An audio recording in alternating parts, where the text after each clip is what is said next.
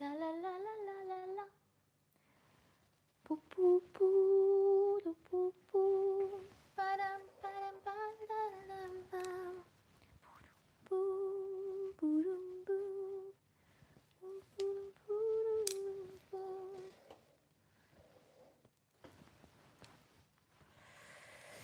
Oh, straight off, straight off.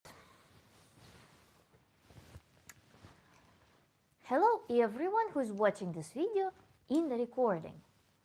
Today we're talking about setting up goals and staying on track. Based on the suggestion from the viewer, from my subscriber, who requested this topic in the previous live stream. And we already have two guests, Kivushka and Hippocrates. Hello. You see, I am in an unfinished garment today. Kind of clickbaity. If we have big audience today, it will be a clickbait for sure because it's weird. But yeah, that's my project. And the goals for today's stream, is not just to uncover this topic and, oh, thank you, Kiva, and help our friend who I hope will join today to hear the conversation on his desired topic. But also for me to, through some subliminal perception of myself on the screen and wearing this shirt, to come up with the continuation of this project, because I have no idea what to do on the bottom, whether it will be a short dress, or it will be a short dress, with white, or it will be just a crop shirt, or whether it will be, let me play with something, or whether it will be a combination dress like this, with it attached to a skirt and tucked in, mini skirt, of course, like this. Hop. So we need to decide that rather tonight. And another thing, the cuffs are not finished here. You see, I have these features all done, but cuffs are such a difficult thing to make. That's not difficult, it's annoying thing to make, that I just don't feel like making them. So I'm procrastinating that. And it's also, by the way, this store has a pedagogical value to our topic. Thank you guys. Thank you so much. And another story that I have, hoping that our friend Trip joined, who requested this topic.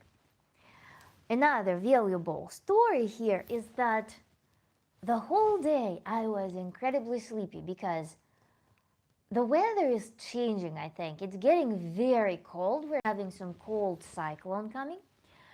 And I woke up kind of off phase, I guess. So my first thought after I got up and went for a walk with my dog was to go back to sleep.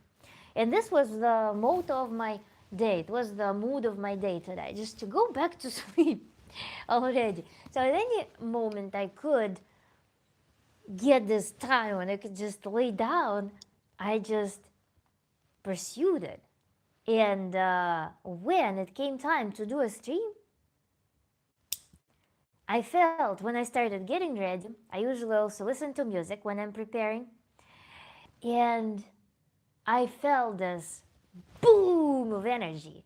This always happens to me. So this also has some relevance for our today's topic, somewhere down the line of our discussion, because it's just unmatched. When something that you love just gives you the super boost that gives you this second wind, third wind sometimes. This hot weather at Kiev and Hippocrates freaking freezing. Mad winds. Yes, I think that's what we're getting. Yesterday on the beach was pretty. By the way, oh my god, I didn't tell you the story, guys. I didn't tell you the story about the beach yesterday. The beach yesterday was quite windy. We were laying down and the sand was very warm from the sun, but then the wind was at times really annoying. It was really cold. And by the time we're going to leave the beach, I'm looking and then there is a man doing very interesting gymnastics right at the water line where the waves fall on the ground or rush on the ground. But then I noticed the people are grouping kind of in one side of the beach, you know. And usually when you're on the subway or on the bus and people start like migrating selectively to one side, this means that something is off in the opposite side of it, of the vehicle. And so my attention was brought to a couple mating on the beach. It was done so weirdly, you know? It was so bizarre. The whole beach was looking at them. And they were just doing it. They were just going for it, like full passion, full everything. They threw a blanket over some like parts. So to me, it was like first, you know, how you leave the matrix, how you like disrupt the matrix sometimes with some experiences. One was this man doing gymnastics, very like interesting kind. He basically did some stretches like cat cow pose, but then he was doing very intensive and Madam Beast. And then he was doing those very shallow push-ups that were very rapid shallow push-ups. And then you like you move your eyes to the side, and then there is a very piquant scene. And you know it was very strange, not aesthetical at all, but it was so primal in a sense. And it was also right in front of the beach guards, and it was right in front of the entrance to the beach. It kind of left a very interesting imprint. And yet at the same time, their primal mood was also kind of enlightening in some way. So it was very tantric, let's say. To have observed that, and then having lived with that impression, with the aftermath of that impression. Definitely not something you encounter daily. And I don't know about the fate of these people, where they ended, even if anyone called the police on them, because it was not sunset yet. The sun was kind of getting lower, but it was not sunset yet. It was in the bright day. So, Paxton Bear, about to get a haircut, so can't stay, but love you and love what you do. Happy New Hair Day. Well, that's different about weather. Yeah, Florida beach is right there. Are you commenting on temperature? Or are you commenting on the event? Because in Florida, I've never seen any obscene situation like this. If it's a nudist beach, they have no rules. No, it's not. It's actually one of the cultural beaches. It's not nudist by no means. No, it's a pretty regulated place, in fact. So, and they were not even nude. They were doing it in clothes, and they tried to cover up. Yet again, it was really powerful disruption of the matrix, let's say. So, yeah, interesting people around us. Where is Trip? I'm not gonna start this topic without Trip because he requested that. Beaches have a lot of effect on some people, apparently. Then they interpreted the fact that they were in the shade. They interpreted that as like invisibility cloak in a sense. So, yeah. Funny thing was that also I saw them before that. They were socializing with one family there that they just met. And they were socializing with their kid and stuff. And then they began kind of in the proximity with those. It's just all around. It's just bizarre.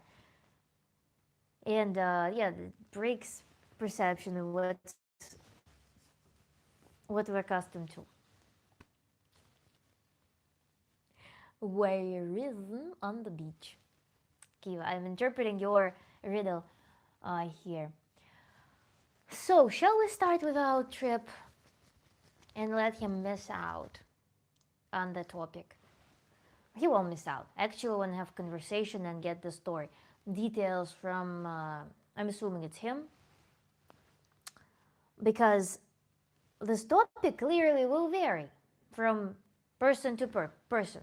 People usually will assume when we say setting up goals oftentimes are associated with weight, with health, with career, with stuff like that, with relationships. And when we think about that, we often will kind of stomp on something that is close-ended in people's mind. So this would be an important premise for this topic, to introduce this horizon to the idea of the goal. Because in the public mind, goal is something to have achieved and settle when we picture this goal. Whereas life is a continuous process. So my objective for this conversation today will be to remind again that even when we talk about goals, we're talking about the continuum. We're talking about this sequence. We're talking about the sequence of events. And the goal is something that we associate with big reward, usually. So goal is something where we see the reward, where we anticipate the reward. So we anticipated.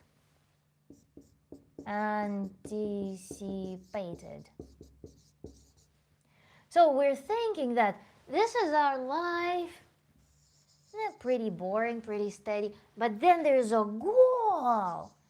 And boom, anticipated reward. That will be so achievement of goal. Achieved goal. So this is how people regard the goal from here, from this point. They look at it, and it's seen as the peak reward in the moment. He can replay, Hippocrates says. Exactly. Well, already, actually, yeah, I spent a lot of time. I had pretty juicy stories to start this live stream. So, yeah, we spent a good chunk of time off topic, definitely.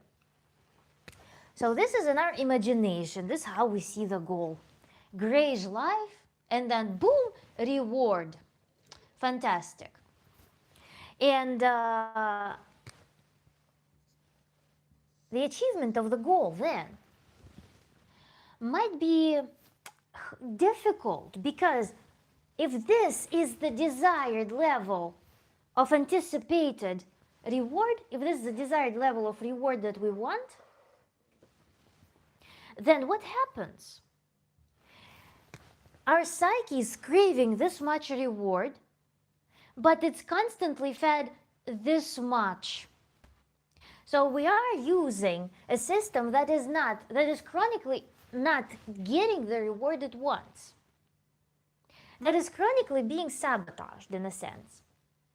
So this goal is regarded on the one hand as something super desired, at the same time super hard, at the same time if we add also the programming that something good must come at the expense of something bad to happen, then it also might be seen as the gateway to some payoff later. So the goal, in a sense, this blip in the system, gets too much weight on it. It's too important. It's too big. And my psyche, frankly, is not exercised to get there. This is my background, and this is the achieved desired goal. I want to come from here to here. And past this experience, what's past this experience? It's even not being recognized as something. There's no perception of continuous life. That's the notorious there and then that we often talk about with our incinerator stick or with my finger. This is there and then. Look at this light. There and then there is light. And I'm here. My imagination sees that golden star, something unattainable, something insane, something with this much of reward. And I am here. I don't know how to enjoy my life. I don't have resource. I'm not replenishing well. My psyche works overtime.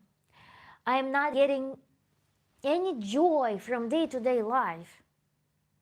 So this is the ultimate prize. This is the ultimate prize that I want to get for all of my struggles. I will struggle my way to this peak reward. Not even being able to feel what it is past that thing. How can I get here having capacity for this much? Having exercised only this much while being unfulfilled and fatigued? That's perhaps one of the facets of self-sabotage. This is why this peak is always moving and never getting achieved. It's simply not fathomable for my psyche right now. It's not complementary to my lifestyle right now. I just can't. It does not exist. It's different. It's for different organism, effectively. It's for differently functioning machine at that point. Let's see the chat. Thrills that give chills. Some people can't without this thrill effect. Yes, but chills and super strong excitement can throw people into, when again it happens to an untrained psyche, for whom it's not a casual experience and becomes too strong of an experience, may have an exhausting effect. Because to produce a chill, to produce the sense of thrill, we need to eat into our resources. It's a biochemical reaction. Hello, Elmond. Hello, Elmond. Oh my God, you're back. Hello. I sent you an email after the workshop. Thank you for joining in today. And today we're discussing setting up goals and staying on track. The psyche needs to be exercised for it to be able to enjoy life. This is what we talk about on every live stream. Having ability, capacity to enjoy, to replenish, to be restful, to enjoy life, to feel alive, to not just jump from singularity to singularity in life while being miserable in between. It's a skill. In Tantra, we will be focusing on this area here. This is where we'll zoom in this here and now box. Instead of focusing on there and then, in the future, with this insane peak of excitement, with this insane peak of reward. And I really want Trip to join because we're going into the recipe right now. Where is Trip?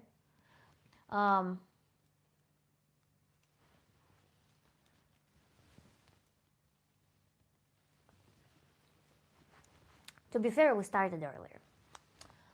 And if Trip is a punctual person, then they will be probably feeling like we're moving off schedule. So we need to learn the skill of being in here and now and being reconnected. Keeping up with the introduction. Wonderful Chunky Cat. A wonderful Kiva, sorry, I started reading Chunky Cat.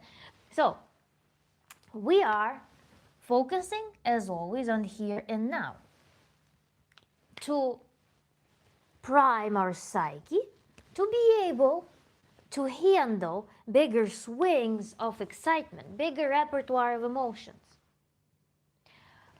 such that this idea of the goal, this I'm reminding you, this is our imaginary graph, how the goal achievement is perceived in imagination, such that this peak is healthily incorporated into our background and does not appear as some singularity, as something that will save your life, as something that will be an overwhelming step up, 100x, quantum jump. You know, there's quantum jump. That's a very common, very popular concept in New Age philosophers when they are selling money magic, let's say.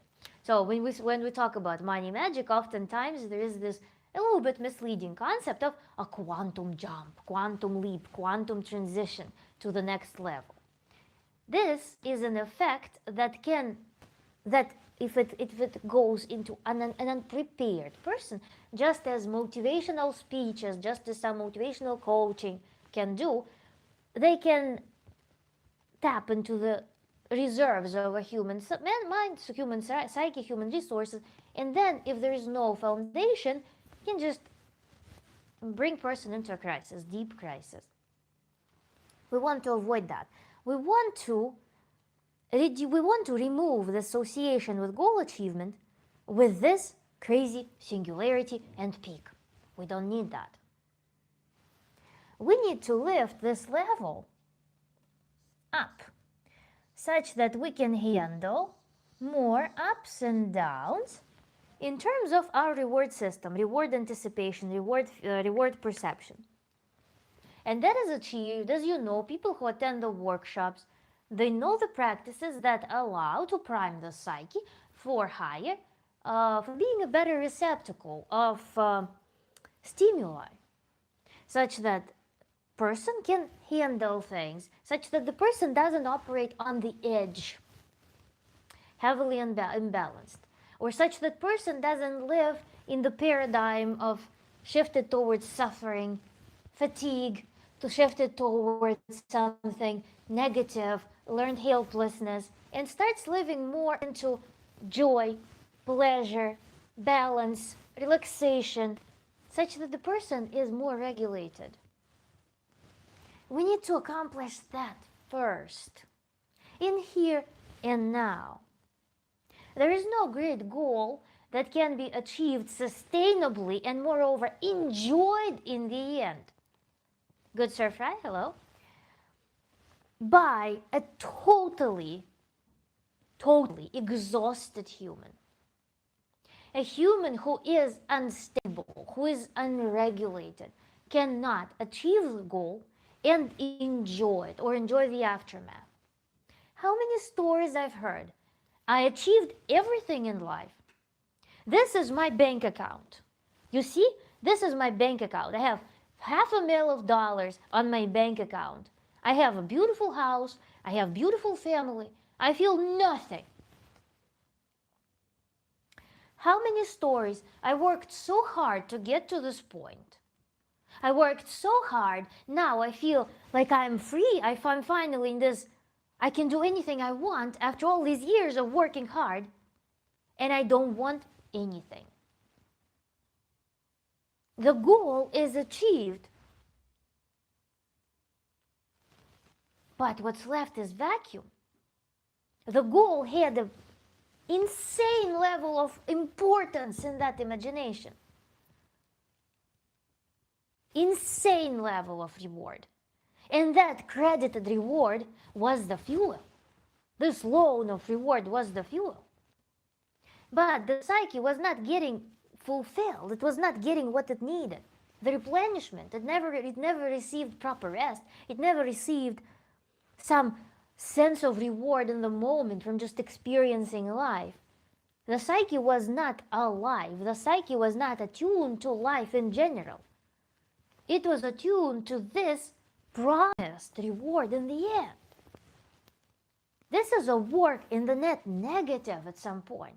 And then when this reward happens, it's this last blip that totally shatters the expectations. When you realize that it's done and you don't feel anything. Yes, you achieved. This is your relationship. This is your guy he proposed to, or this lady said yes to. You don't feel anything. You hold a child in your arms and you're like, well, at some point, if you're fatigued, you feel nothing. This is your bank account. This is finally the job of your dream. That's your business. You feel nothing about it. You're facing the crude biochemical reality, biochemical collapse. Because this was the strategy lined up in your mind. This approach is heavily unsustainable. What happens though? I want to move on. I want to continue this chronology. Chronologically, it will be quite grim. What happens afterwards?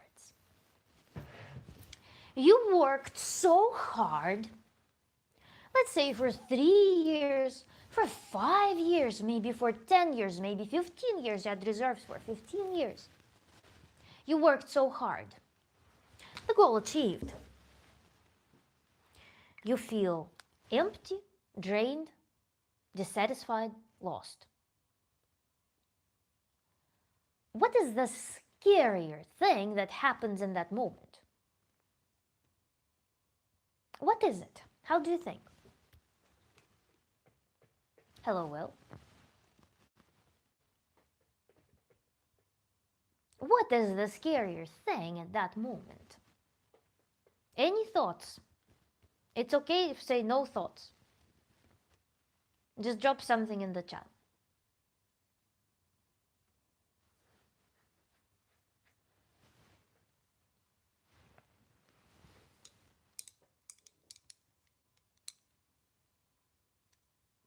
Actually reach the goal. Yes, after you actually reach the goal, what is the worst thing that may happen besides realization that you are empty? You don't feel anything towards it.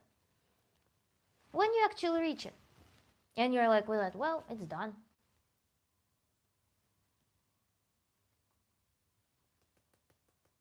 Now, new goals. You're onto something. But how do you perceive those new goals? You will perceive them as a threat to your well-being. You don't have resource. And moreover, you've proven to yourself that achievement of this goal produced this.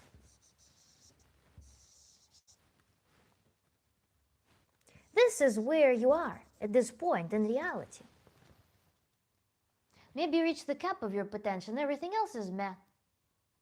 Yes, that also can be a thing. Because the cap of your potential will be dropping your perceived potential.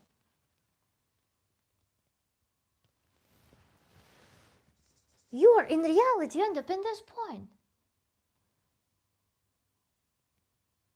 That's also true, Hippocrates.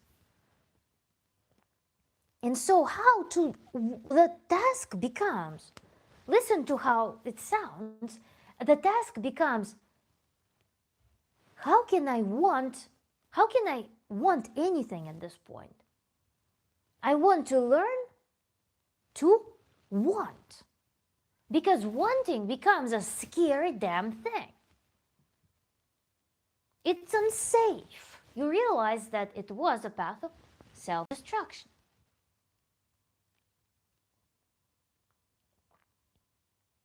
And this was only in your imagination. And that no other thing will give you that thrill. But what happens? Why is it scary? Why is it effing scary as well? When we are exercising something one, we are simultaneously not exercising something else. We're exercising only this. For all of these years, you have been exercising one muscle. To press yourself into this loaned perception of reward in the end. You've been exercising that. You have not been exercising the skill of doing it differently, of enjoying life in the moment. You were piling up your opportunities to enjoy life in the moment to this peak. You banked everything to this goal. This was your bet. Fear of getting smushed, yes. So you were not exercising this muscle of how you can actually enjoy life in the moment. You don't know else. This is what you've learned, and this is what you've done. So what are the tasks that we are encountering at that moment? Declare what you want, keeping away all other possibilities. That all becoming limited and optionless.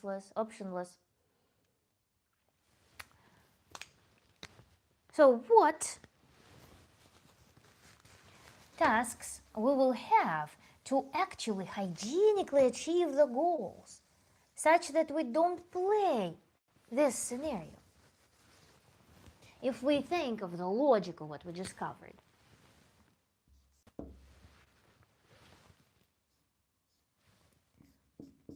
Focus on here and now. 2. Skill of pleasure.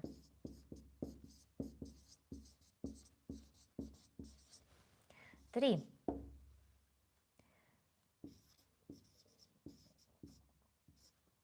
Small goals or diffusion of goals. And here I want to discuss this topic. What's small goals or diffusion of goals in general? I'm a big proponent of entering the continuum, of entering the continuous flow of life. To make goals open-ended, we also need to make a point here, open-ended goals. Such that I'm not just learning, listen to this clearly, listen to this attentively, such that you are not only achieving the goal as an instrument, but you are working on the skill of living with the consequences of that achievement. You are not just working towards hitting this peak, this milestone. You are, in all of this process, you're working on developing a skill of living with that achievement. To handle that achievement, to know what to do with this achievement. It's not always that the path that brings people to achieving something corresponds to what's needed to be able to appreciate the achievement. We need to work on both. Because, again, your psyche is not getting trained to appreciate the improved quality of life that follows that goal. Your psyche is trained to get drained, to get abused, to get neglected, along with your body. Of course, psyche and body are indivisible. So you're coming here with a skill set that contradicts the expectation of enjoying this new quality of life.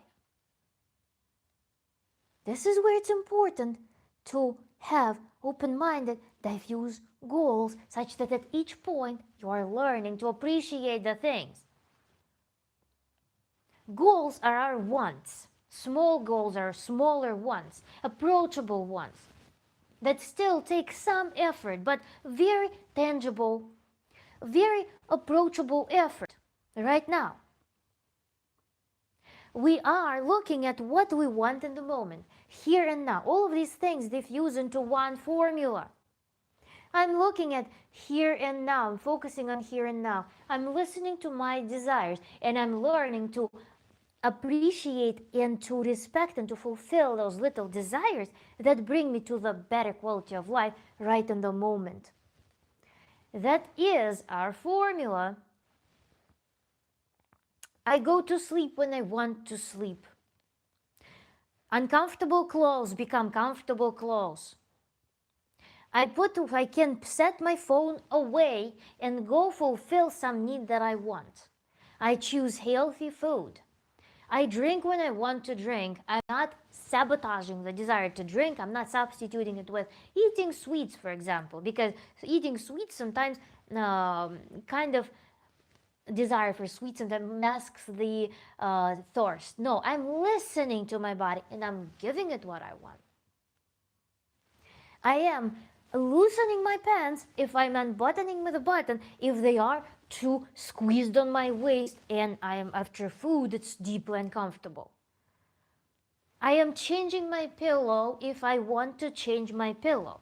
These tiny little things are where we oftentimes self-sabotage. And we think that if we keep doing the same thing, if we keep pressing on ourselves, we will achieve this goal, and this goal will magically resolve all our problems. No, you will be the same person sitting in uncomfortable trousers or in clothes that are too cold or too warm, with stuffy air because you're lazy, for example, to go open the window.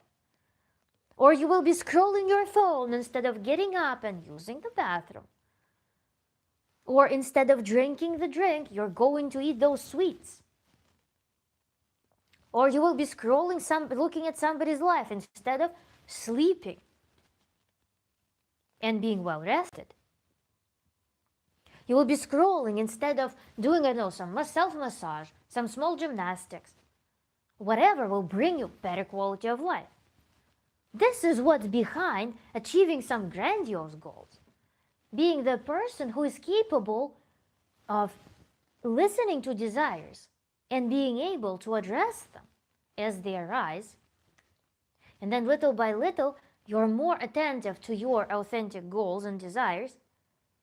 And you are skilled. You have numerous success stories every day.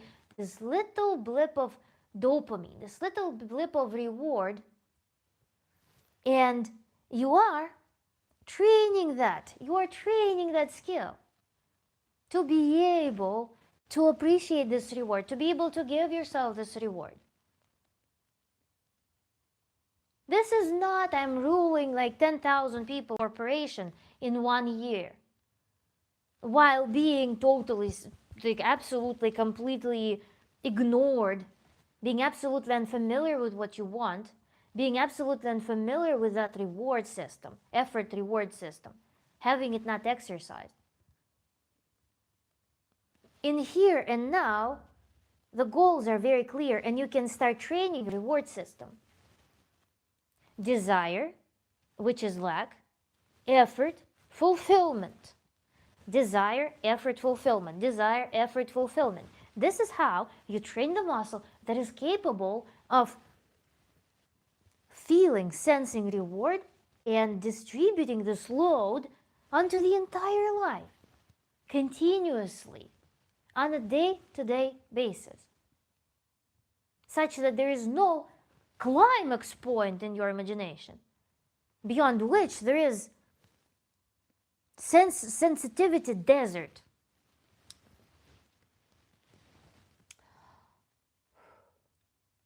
We know, sit down and listen. Scravis, thank you so much for your compliment. Naman, welcome back. We have created a plastic reality. Everyone's afraid to be spontaneous and be human. It's a game of survival and personal achievement where depression thrives. It's a game of survival and personal achievement. Well, exactly. It's a game of survival, perceived survival also. And personal achievement. Personal achievement, I agree with. Achievement is a mile. Some like there and then thing. Achievement. Milestone. Life is now. 99.99999% of life happens between the moments of achievement. Achievement. When you're getting a degree, you're getting a degree in that moment. It's just a natural progression of what you have worked towards. You got the degree. What's next? It's not perceived with the same level of intimidation, weirdness, difficulty as when you're just entering the school. It is perceived as, well, this is a natural thing. I've been preparing for that for 4 years.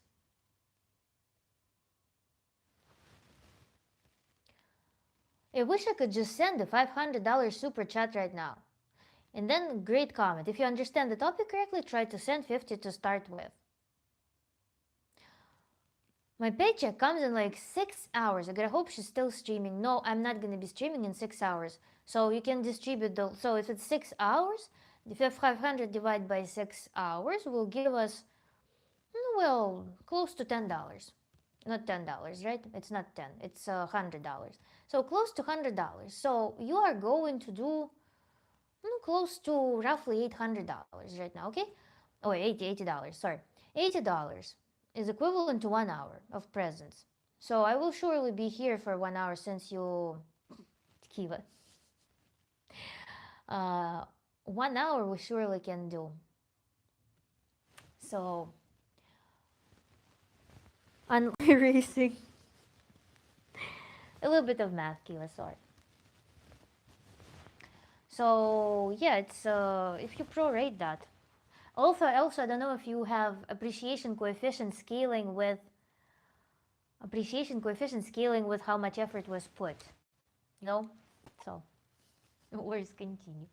I want to continue. I want to find our Trip guy. Trip, are you here? Or now? Or how? Probably with the check-in in the chat. So this is the recipe for the person with the goals. But of course, in a circumstance when a person comes to me for a consultation, for personal work, one-on-one work, our focus will be right now to generate the resource that was gone. I saw people in such condition, that the only thing they could do was to get up, do some basic self-care, and then do the most easygoing relaxation meditations.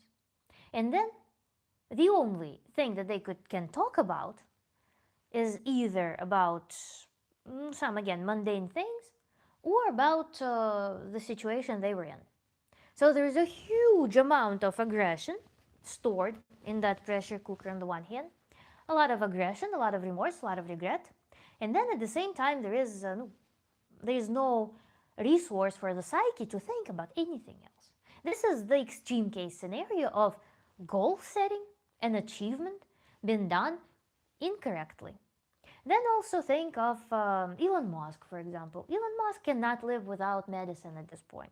Elon Musk can, probably because of nature of his persona, of his grandeur, he cannot have a trusty specialist who he can go to and share everything that can potentially be bothering him. Because the life of the people with certain level of wealth and connection with certain type of society is perhaps demanding for certain privacy. So Elon Musk is on pills.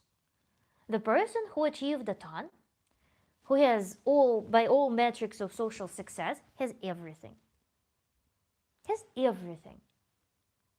But he perceives life as something unbearably dark without medicine that alters his hormones. Every 2 weeks, he has to get administered medicine to hijack his brain. It's by design. If you get a population to only think about Monday through Sunday issues, you have successfully trained a population of zombies ripe for propaganda and slavery. And that's for sure.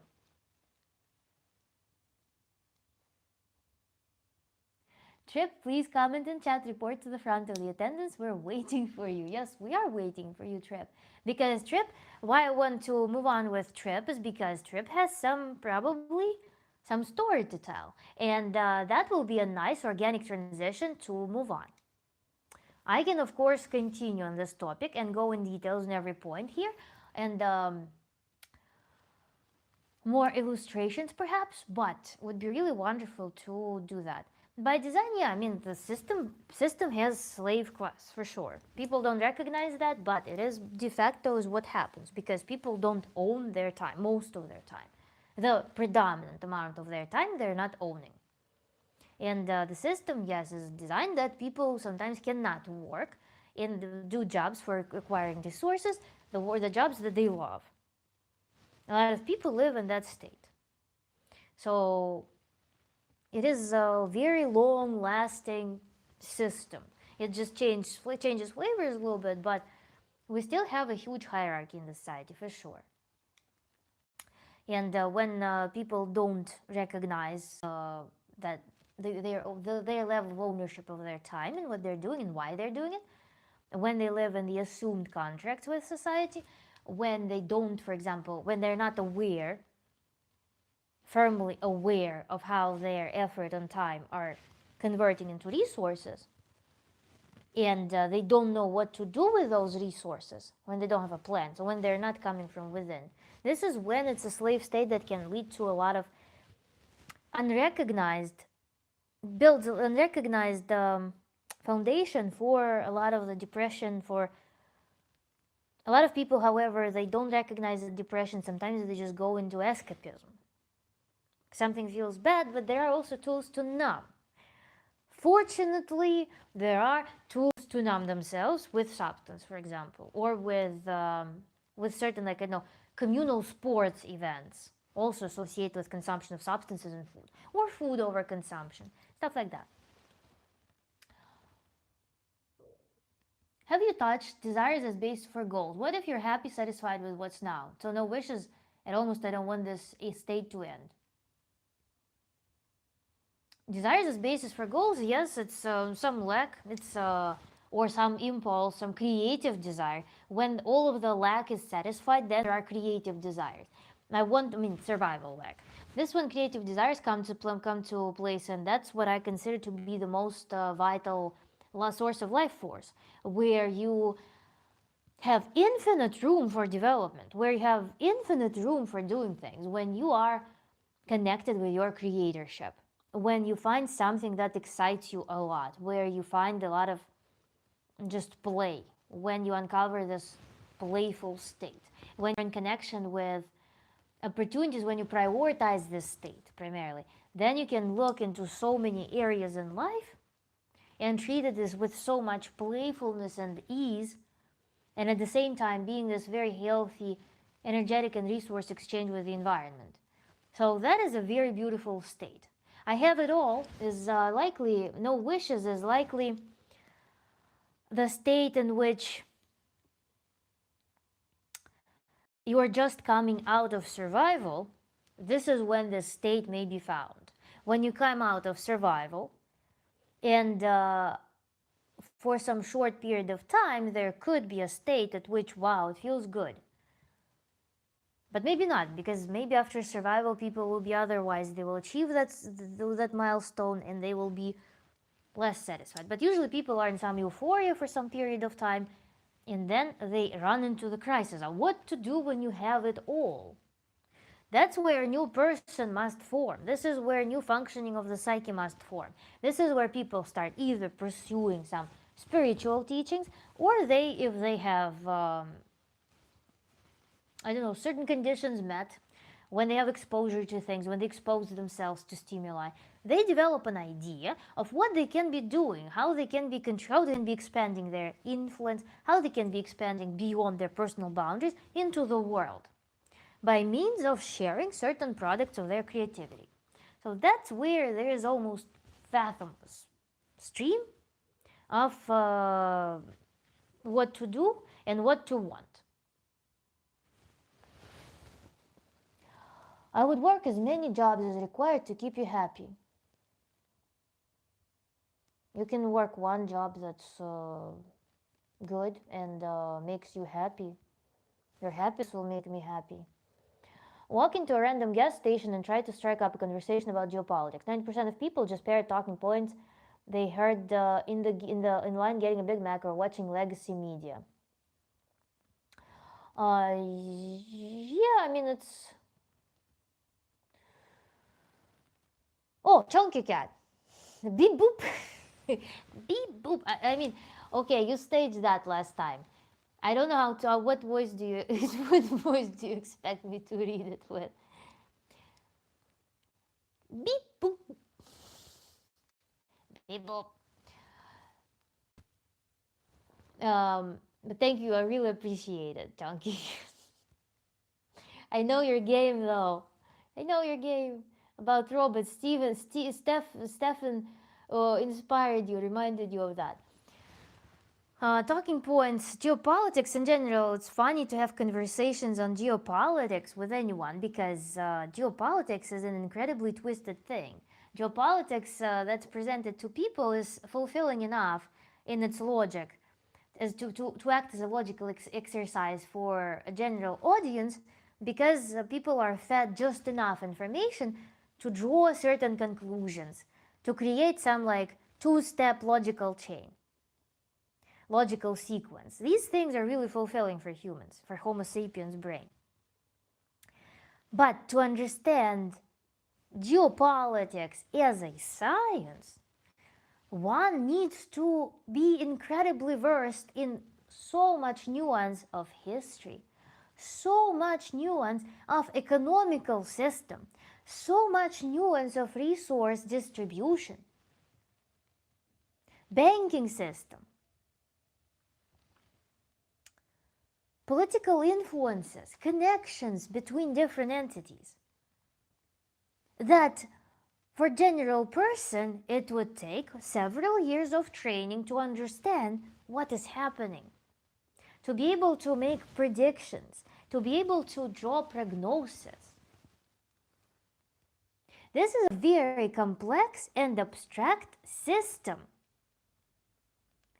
not to understand which it needs to be your full-time job. But the media has this wonderful effect by feeding people just enough information for them to get this surface level expertise at which some dialogue is possible. But usually those conversations, why I personally avoid them, I notice, I get anxiety rushing. When I feel that a conversation is obviously pointless to the degree when I start feeling anxious feelings in me, I withdraw. That's my awareness. My body becomes my awareness switch, where I realize that I am in the dialogue whose purpose is to only drain my energy right now. So that's where there is an art to actually exit these pointless conversations.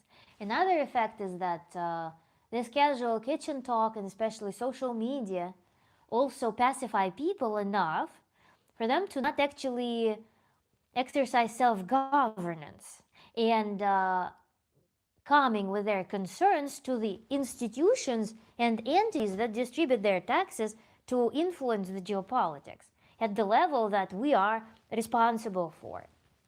So people are not doing that with a proper focus. So basically all this talk about geopolitics that we see, that we hear being performed in the kitchens, that we hear being performed in the social media, like I myself, I get this free Palestine thing sometimes from people. Why do you tell this to me? You are being a waiter who brought the order and brought it to, I don't know, stands in front of the river and then like asks the river, why are you not eating? Why are you not eating food that I just brought you? Because this food was intended for the customer. If you want to bring something, it needs to have not only expressed, but it also needs to be delivered. And then it must have some creative outcome. Those conversations, they're absolutely pointless. They use anxiety dump. Because also people get expertise in something for practical value, usually. For either creating aesthetics or for ensuring safety, for ensuring more beautiful life, for acquisition of resources. These conversations, they don't fulfill the goal statement of either of those items. We're robots. Take a walk in nature and look up at the stars and recognize you live in the now, not tomorrow, yesterday. There's no past or future, only the moment. You can even don't go outside, you can go inside and recognize that with every breath, my life is happening. Like, this is life. You can even look around and realize that, oh, this is now. This is my life right now. This is life. And there's no more life than right now and here in my body right now. But yeah, robots is very true. I like to refer to humans as bio-robots because we are the product of what we learn, plus some automations and reflexes. That's what robots do. They learn, and it becomes their program. Topic just keeps getting more interesting with each comment and feedback. Goddamn chat. How to handle bosses who always stress you out and want everything done yesterday. Element, 1 second, let me scroll through. I feel stuck in my job because AI is a threat to replacing me. It's so much harder to get a job now.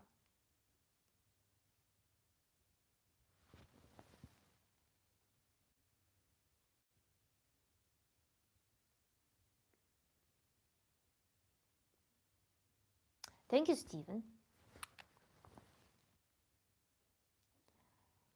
How to handle bosses who always stress you out and want everything done yesterday. I don't know how you typically behave with your boss. Is there room for a dialogue? Is your boss a psychopath with whom it's pointless to hold a conversation? Are there people who are succeeding in your system? What are they doing? Because there are people with whom it's clearly impossible to hold any dialogue. But if you are truly dependent on them,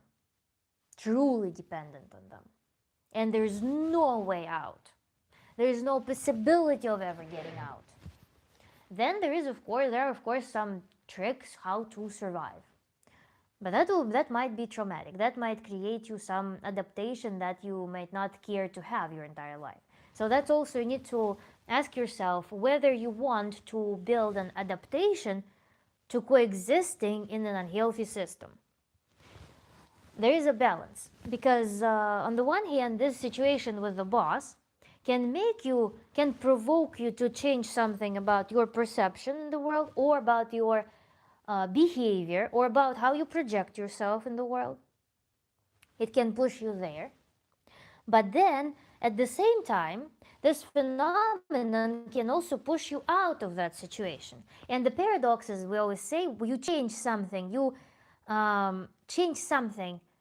in one system where you feel a lot of pain, and a lot of systems start aligning and giving you a more suitable background of your life.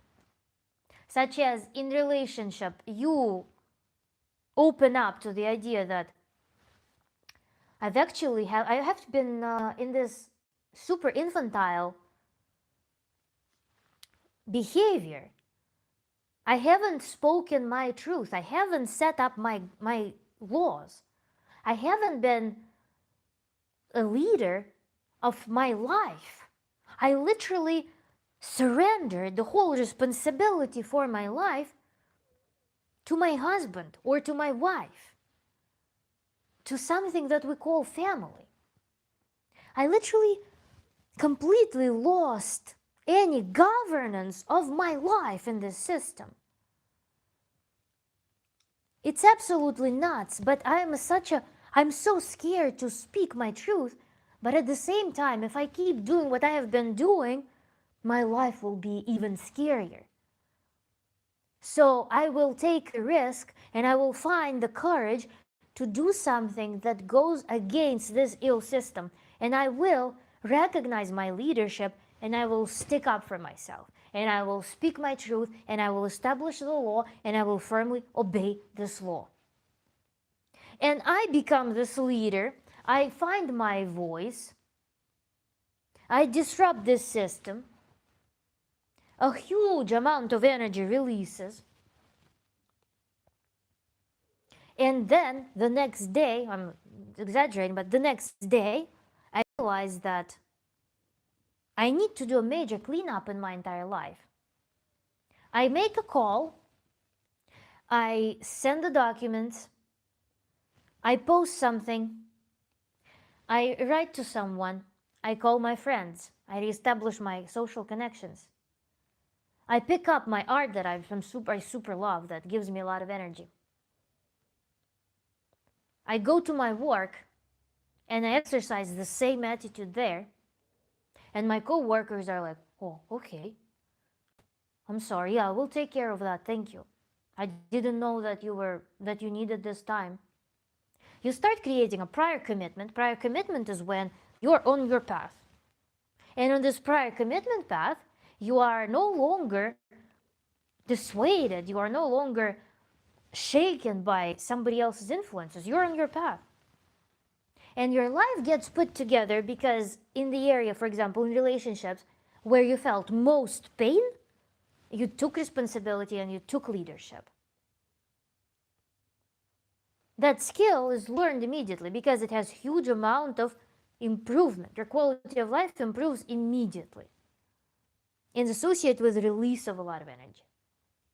So with your boss, I think the paradox will be that you will learn something about your behavior.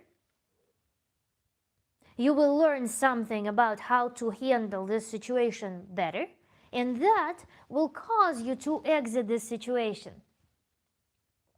This is the paradox of this sequence. Almond changed the job with a raise. Change 5 since COVID. It's not worth waiting to them to appreciate you. That's another, by the way. Abatapa, thank you for bringing it up. Are you at your work for what your contract states? Or are you waiting for appreciation, being treated a certain way, being loved, being seen? This is another to bring clarity to that area. You've learned about this system very well. You have the boss that behaves a certain way. You've been in at least 5, I imagine, situations in which there was this vicious cycle that was heavily not enjoyable, that was really painful and not productive. Can you break the cycle? Can you name the cycle? How you end up in those most unpleasant situations when you were treated unfairly, when something broke, when something didn't work, when a lot of load fell on your shoulders? What are these systemic errors that you're running into? Analyze that, Alvin. She's cooking. How I wish I could find an American woman this bright and beautiful. Well, an American woman, there are so many wonderful American women that are brighter than me, that are more beautiful than me, and you will surely find her. We're on the goal setting. If you enjoy me so much, be in my presence, condition your psyche for being in this presence, and then be vigilant and see around, and you will surely meet your beautiful woman of your dreams. Very true, madam. Thank you, Kiva.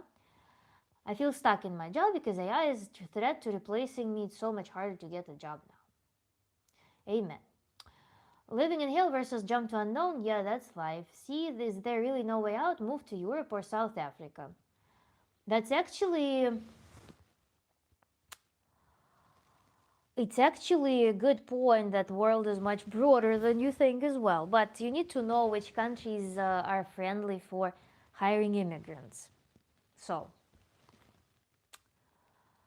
because some countries, they have very strong level of support of their local population because there are labor rights. The reason why your channel would not grow is because you are talking some stuff is so irrelevant. Make people sleep. Goodbye. Sapiosexual. Good night. Have wonderful dreams. We're getting it was a compliment. Thank you. Open diary. Hello. Hello. Welcome back. Sapio, the reason you'll never have a life is because you have sex written on your forehead.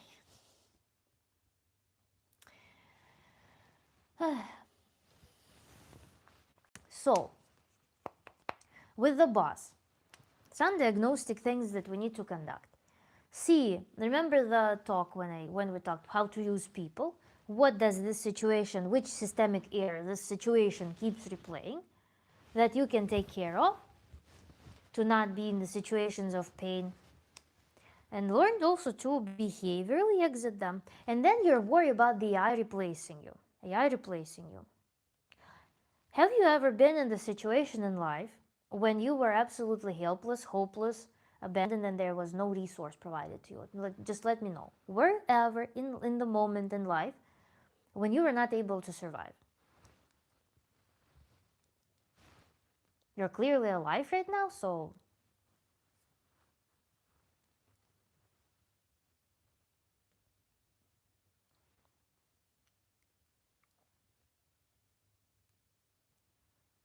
there is, in a sense, this worry that you have to be in the abusive situation, or you have to basically be in the limbo, being redundant, being worthless, being thrown away. And that's in a sense it's rational fear. Of course, we assess the landscape of events that are happening right now, and it's a fear to have for sure. But then at the same time, I want you to think, have you ever been in a situation in which it was absolutely hopeless, helpless, nowhere to go, no one will help you, no one will hear you, no, there will be no resource available, there will be no opportunity, there will be nothing that you can do to survive? So basically, that losing this job, it will be a death threat. Is it a fair perception of the situation? And is there another question element? You're probably typing, and it's probably not good for me to talk about it, but is all of your personality, is all of your body and mind contained only in this idea? Or is there some state of yours, for example, when you have higher energy, when you have better mood, that you think otherwise? So let's think about these things. I can say that I was in a situation perceived as such. However, it figured itself out. Hope helps, I guess. Yeah.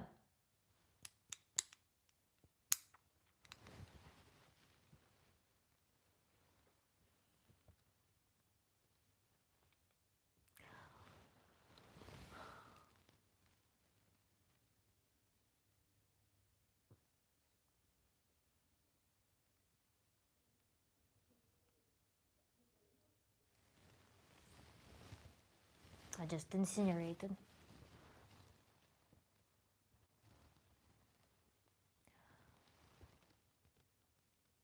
Zico, thank you so much.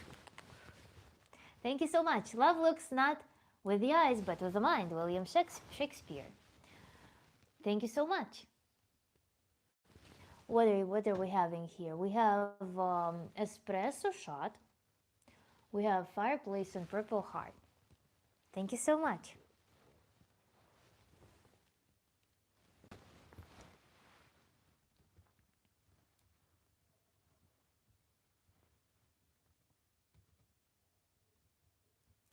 Where is my almond friend?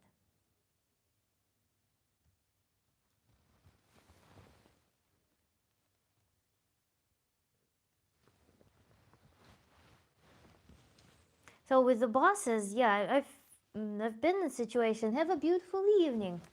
Thank you so much. You too. With the boss situation, I was in a situation in which I just changed groups. Because I recognize that, so with psychopath, there is only way is out. My thought process was, I am learning something. I was 21 at the time. I was learning something. My brain was actively developing. I was learning a new profession. I was learning a new skill. And all of that with the background of constant fear, of constant abuse, of super explosiveness, unpredictability, insane volatility. There was nothing rational in that moment. There was no even, boss can get upset with something done wrong. There was no correlation between work and the mood and the behavior of the boss. So it was an absolutely unruly, mentally unwell person. So I realized that it's too expensive for me to be learning the skill of surviving with a psychopath tied to my work. I did not want that. I recognized that my brain was developing. And that was not the thing that I wanted to learn. This is your life experience. If you feel like something that you are learning is contraindicated, is obviously harmful adaptation, then think of what adaptation would be useful for you to learn. For example, I want to be learning skills, I want to have friendly environment, I want to be working efficiently. I want my mind to work efficiently. And I'm going to pursue that. I'm changing focus to pursuing that instead of learning. I'm learning to coexist with a psychopath. Wonderful. For what? At the same time, you are not learning something else. You are dominating your development with learning to coexist with a psychopath. Wonderful. What are you preparing yourself for? Abatapa, thank you so much.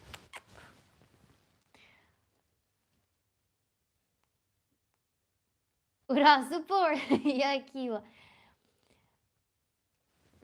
I was Kiwa celebrating. Thank you so much, guys. Hippocrates also. You put a smile on Hippocrates' face, guys. Thank you so much. I watched a lot of medical films about psychopaths and schizophrenia and hysteria. Are these chopsticks you have? These are incinerator sticks. This calls for a butterfly animation. Thank you so much. Woohoo! If I tap on it, I wonder. No, it cannot be tapped. I was wondering if you can play with these things. So, these are hair sticks that I carved out. There was a day in which I just realized that I was making a dress that is Asian style inspired. And that dress kind of inspired me to make sticks. So I went to Lowe's, I picked up sticks, and I carved them out. Do you have a cat? No, I have a dog. I'm a dog lady. Lowe's, yes, Lowe's. The incinerator ones are intimidating. Yeah, now they serve as incinerator ones. Because sometimes the live chat gets calls for that. Win for dogs, yes. My dog's morning started with him. After we walked, I went for a walk, and he went, in the morning he sometimes does this on the floor. And this incredibly gifted dog of mine, who I love beyond measure, apparently ate something off the floor that he wasn't supposed to. I have no idea what, because it's fairly clean. But maybe outside he ate something. So, Кивушка, цветочки! So he ate something, and that kind of disturbed him. So he is my co-worker today, my co-host, is on the couch. Грустненький. Which state? It was in Florida. I had Lowe's right by my apartment complex there. But no, I'm not in USA. I have a German short hair pointer that turns 12 in July. Wonderful. Co-host works very hard. He deserves rest. I wonder if he will show up. I don't know. But yeah, he was this enigmatic boy and he ate though. He ate and he walked, and I don't know. So something weird. We'll see. He has his own couch. Yes. Florida is very humid. Yes, it is. It is very humid. It's yeah, it's noticeably bizarre climate, I would say, for a person who never lived in such. Thank you so much. Who has never lived in such climate. And where are you from? Oh, where am I from? I grew up in Russia, but then I spent 10 years in the US. Now I'm in Mediterranean.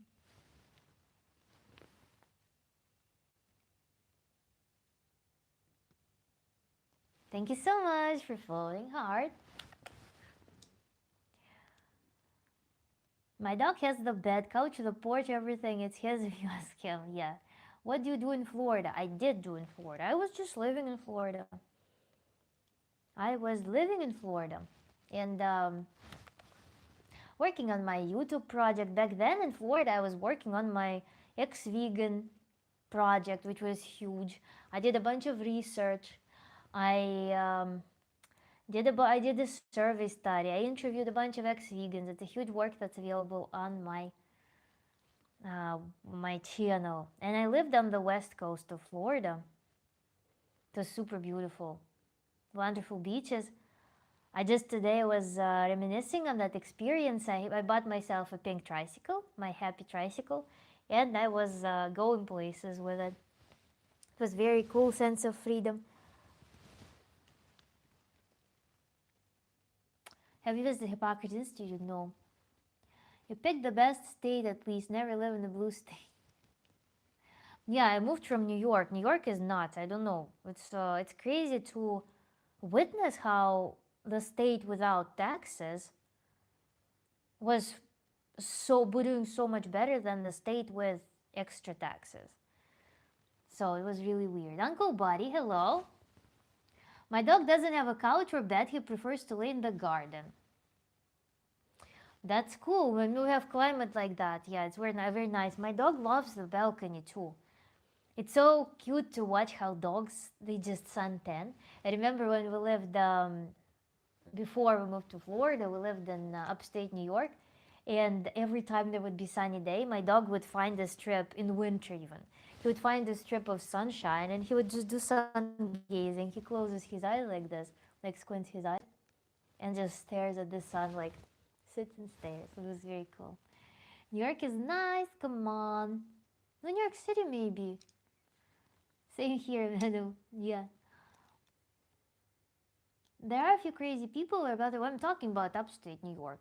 It's pretty rundown. It's not about crazy or not crazy people. It's very rundown. Businesses are dead. There's no social environment at all. And so much drugs. It's insane. New York is the new USSR, maybe new Islamic Republic. I live in New Jersey. Unfortunately, we're not far behind. Oh, hard topics. Nothing personal, it's a real institution. Hippocrates. Oh, I got it. Thank you so much.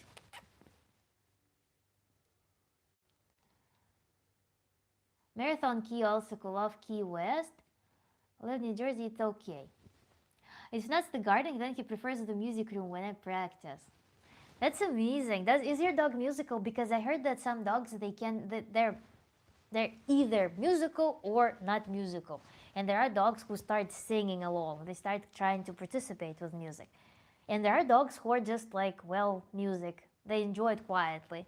My dog is the second kind. He enjoys it. I love singing to him because he listens and he's like also listening attentively. He'll be making eye contact. When you sing to him, he's just absorbing it. It's so amazing. But he will never participate. It's cool. Thankfully, I'm in South Jersey. It's not that bad.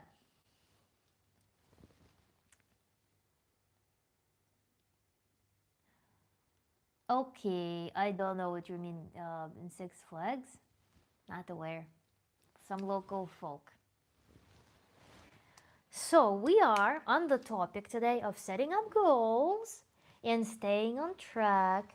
And the musical, but he doesn't sing. He's very mellow.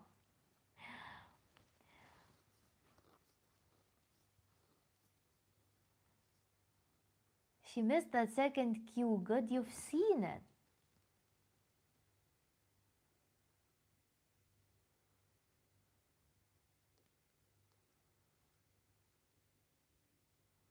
I don't know what you're talking about. I missed it, I guess, so profoundly. I don't even know where I missed it. So, our friend who requested today's topic. Okay, we're off topic. Oh boy, we're so off topic. Setting up goals and staying on track. What we've discussed so far, let's do a little, maybe as a recap on pleasures, teaches people tend to associate with just sexual pleasure. Recap on pleasures. Let's do it, Chunky Cat. Wonderful, wonderful suggestion. Let's go through this list and then we can zoom in on each point. Because yes, pleasure, when we hear pleasure, imagine how people are not skilled with pleasure, that sexual pleasure comes to mind, and then food pleasure, for example, or alcohol. This is actually what people will bring up as pleasures. When you start telling about touching spring leaves or watching, contemplating the leaves or buds opening up on a spring day, sitting and smelling the first spring air burst that when you open the windows, then enjoying your stride, enjoy slowing down, for example, after having walked for a while, very, very fast. Enjoying people watching and all of these things. These pleasures are somehow not on the radar often. So that's a good Chunky Cat, wonderful addition. No, I think she got definitely because Nasty mentioned you is why I answered, because I was sorting out kids. Man, that sun's hitting in the morning after a cold night. Sheesh, it's nice, yes. But validating that experience must happen for you to be aware that this is life. Validating it, taking it, putting it in your piggy bank of pleasures. Filling your container, filling your vessel with that. Because even to such extent, people may go on trips, travel, and they, without looking at their phone, at the photograph on social media, who was liked by many people, of them on travel, on a trip, they will not feel pleasure. So the pleasure of the process will be invalid for them in their mind. That's the importance of having the skill of pleasure, so that you can validate them through your own optics. Enjoy something through your own optics, not through people acknowledging that you went on a trip, took a photo, posted it, and they saw that. And you get the pleasure from them liking it or commenting on that experience. Were you there? Did you enjoy the experience? The skill is trained daily. You are daily supposed to be training this skill in little things. The moment, let's see, the light is shining so bright right now in my eyes. Wonderful pleasure right now. I will sit with it for a few seconds.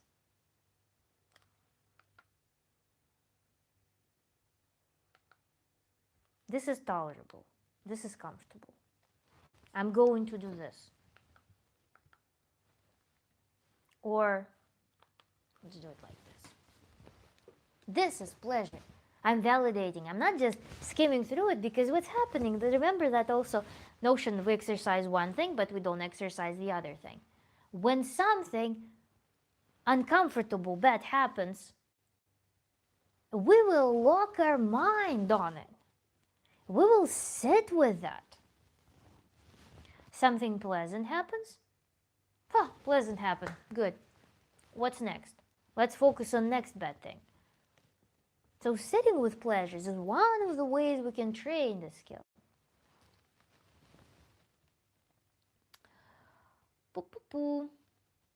I would have, the element showed up. I would have no identity or purpose if I lost my job. I study hard to get it. But yes, I understand you. I need to be more assertive and set boundaries. I feel if I stopped, my bad habits would take over. I would have no identity or purpose if lost my job. This is the problem that I regard as basically when you have identity, when you have purpose, every spontaneous event can just knock you off. That's why you're too super attached to purpose or identity, because everything outside of purpose and identity is incredibly scary. Purpose or identity, we need to diffuse into experience. Experience is the skill element that you would really benefit from. Every day is a valid experience of your life. We sometimes regard it as I went to work, I worked 1 week, Monday to Friday. I worked it, I put check mark, I was alive. There are witnesses that I was alive. The paycheck got deposited, I was alive, I did something. I got some emotions, my boss, even through negative reaction, my boss still validated that it happened. So I felt myself some emotions from that thing. It happened, it was worth it. Plus also suffering as a currency. The more suffering, the more worth. So when we are in the context of worth, when we are accustomed to suffering as a currency, this is when those problems begin. And we are narrowing down our life to holding on to that thing, because that's the only thing that we're capable of appreciating, recognizing. But when your mind is grabbing on that, your life is happening. Your body is experiencing so many things that bypass your awareness. So many opportunities exist in your life that you are missing, that miss your awareness. And this diffusion is where you become more resilient. This is where you see far many more resources to live. This is where your life becomes, you let the new fresh air in your life. You see the horizon in your life. And you're embodied here and now. You have home, you have security. You know that you can. And you start thinking of how can I let more joy in my life? How can I, instead of again trying to hold on to something that hurts, you think for yourself. When you sample joy, when you sample experience, you start seeing your life in the context of getting experiences. And when you see the proportion of experiences, good experiences, bad experiences, you sample the good experiences. With that pleasant taste, you will start feeling, how else can I improve my experiences? And your brain starts working. Well, if I want this pleasant experience, I want to take this little action. I want to communicate even, it's also such a wonderful thing to communicate to people what you want. You want to experience certain things. When you are attuned to this pleasureful desire, you become the leader of that. You're able to communicate it to people. You tell people, I really want to experience this beautiful thing. It's contagious. When you are as strong in your appreciation and contact with your authentic desires that communicate joy of life, people read you as the leader who leads them to a better future, that leads them to a better life. And they will start contributing to you achieving this goal. It's a wonderful thing. Just switching from this to start allowing yourself create a box in which there is something else, which you can safely enter and train yourself to appreciate more things. to sense more things. 5 minutes at a time, 2 minutes at a time. Fully experiential diffusion where this anxiety and neurosis does not exist. Where you set it to the side, you communicate to yourself, it's safe and appropriate right now for me to spend 2 minutes, you set the timer, focusing on something pleasant, sitting with myself, and imagining, thinking, perceiving that everything is good. Realizing that you're alive, that every breath, every pulse you feel is the sign that you're alive. You are succeeding at life, at being alive. Sit with that 2 minutes at a time. Then increase your time or increase the frequency. Throughout the day, you are doing these 2-minute breaks in which this disappears.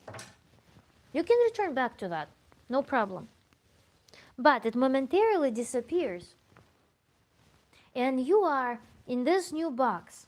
Train that skill. And then the environment will be, you will be interacting with the environment on new terms. Your brain will learn that, wow, this is a cool one. This is a cool thing. Brain learns very fast. Things that brain finds useful, pleasant, good, it learns very fast. And you will not notice how that will infiltrate your life, how you will start communicating with people on different terms, how you will be the leader, the conveyor of something really good. And boom, the life scenarios will be changing as well. Through you communicating with people, through you showing leadership, through you connecting with your desires, when you reach clarity, here, you cannot reach clarity with your desires. Here, just want to survive and to make sure that you don't let this thing loose, that you don't lose this grip. This is the only thing you can desire here. In that diffusion situation, you will hear your real desires that are connected with real good quality of life. And what will happen? You will start little by little communicating them. Little by little, they will become part of your awareness. I've always known that I wanted to be this. I always known that I want to do this. I've always known that I was this. This is my dream activity. This is what I want to be doing. This is the thing that I want to pick up. Wonderful. This will gradually, without you noticing, will become your truth now. That you are going to be able to confidently communicate to people. What happens when you, for example, either communicate a very good state, mental state to people, or when you are communicating very pleasant desires, very pleasant thoughts about yourself. The resources start coming your way because people know people, people have ideas. What happens when you bring some when you build some anxious verbal portrait and perception portrait of yourself to people? What do? They see that you are insecure. They see that you are nervous. What will they share with you? They will share with you bad things because it's kind of weird and impolite to share something good, something creative with a person who is not doing so well. When you are portraying, presenting yourself genuinely from within, you're presenting yourself as the person who is happy, who knows what they want, what do people start communicating with you? They start communicating with you their desires. Here, what do you learn there? When people communicate their desires with you, you learn the customer. You learn what people want. And knowing what people want is where you start having thoughts about business. How can I help people? That's one thing. Then some people will be thinking about some cool, fun stories. Just reigniting your understanding that this is how life can be. People will be, you will project something good, and people will tell you that, oh my God, I have this person, they live such an amazing life, they go these and these places, they do these and these things. Always, every time I meet them, their mood is so contagious, so good. And you're like, wow, this is validation of that path that I embarked on. You start feeling validated. You start recognizing that there are people who live like that already. So I can continue doing that. This is your external validation of that path. Then people will be communicating ideas with you. And who knows, if you communicate that you truly know what exactly you want to be doing, what type of work you want to be doing, tell this to everyone with a positive outlook that you build through this practice. You will find that 2 months will pass, you will have that job. You will be on track of doing something. This is how it works in practice. Desire communicated with this positive leadership attitude is one of the super tools to not overlook. When you truly know what it is you want, to know what you truly want, you need to let this grip off. At least learn to get this grip off. And sit in that box where you're connected with yourself. Where you feel life. In and out. Sex isn't pleasure unless it has substance, and orgasm isn't pleasure, just saying. Substance which? Orgasm is pleasure. I would disagree. Man, that sun hitting you in the morning after a cold night, yeah. Outside in the field with the wind hitting you is such an energetic pleasure. Yes, by the way, that's also, yeah, you can find pleasure in things that are commonly found rather, whoa. Even like going in the first sense of frosty air can be that pleasure. Thomas did not want to be responsible, hold accountable for his words, which I saw about Slavic therapy. Electronic blinder fancy. Are you miss fancy pants? Like natural things. Like just some cotton or linen curtains, probably better. It's only the structure that matters, not the objects, element. As long as the objects are positive, then the structure will carry you through. Frig the job. She's proof Russian women are the best. That theory is not just a theory. I'm certain of this listening to her. When you interview all Russian women and generate the statistics, then we can talk. I don't think that we are really analyzing good statistical selection. But I appreciate the compliment, not conflict, compliment. Stephen impartially said the fact that women get 5x more pleasure out of it. So for us men, it's only our jobs which is left. Abatapa, remember our workshop. Let's start feeling our body first. And then we're going to talk about the pleasure scores. Okay? Okay? Let me use my magic wand to school you on that. About this 5x stuff. Put the phone down, enjoy what you're taking a picture of. Steven, I'm quite familiar with Russian women. She's unique, sure. Most of other Russian women are sophisticated in a very different way, let me say. Okay, guys, you will figure it out, I guess. I've only been with one Russian woman. It was a one-time thing for fun, yet she treated me like a husband the entire day, cooked for me, etc. Tells me generally are loyal women. Oh, generally, loyal women, generally. Steven has me on block, so I'm missing part of the conversation about that. She's going to read our chat. I should have deleted that. And once again, pen ran out of ink. Kiva. That's master student's fate. Don't get me started, Abatapa. I will get you started. With Incinerator Stick, I will get you started on the topic that sensitize your body first.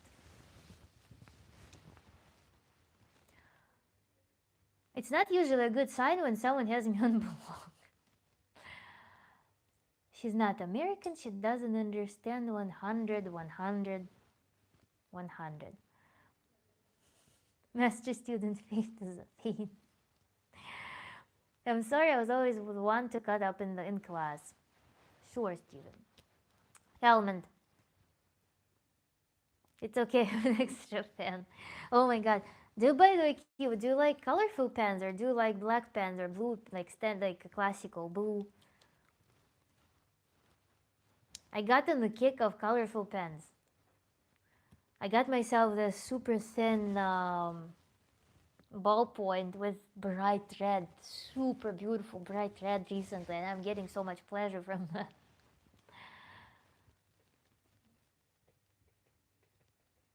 Also use colorful.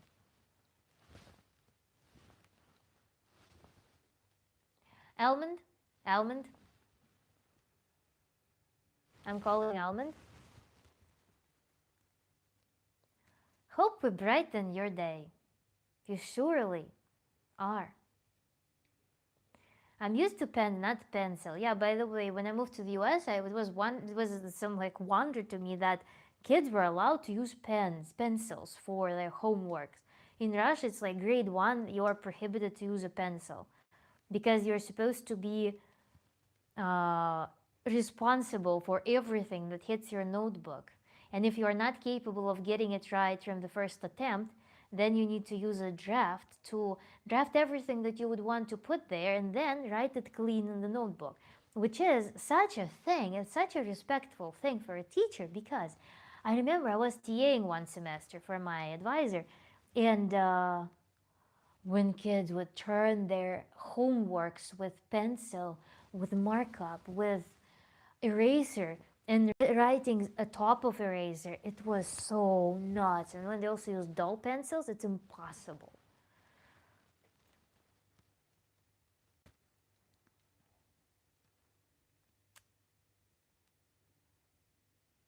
That's interesting. Seems like it would have an impact on children, forcing them to be prepared.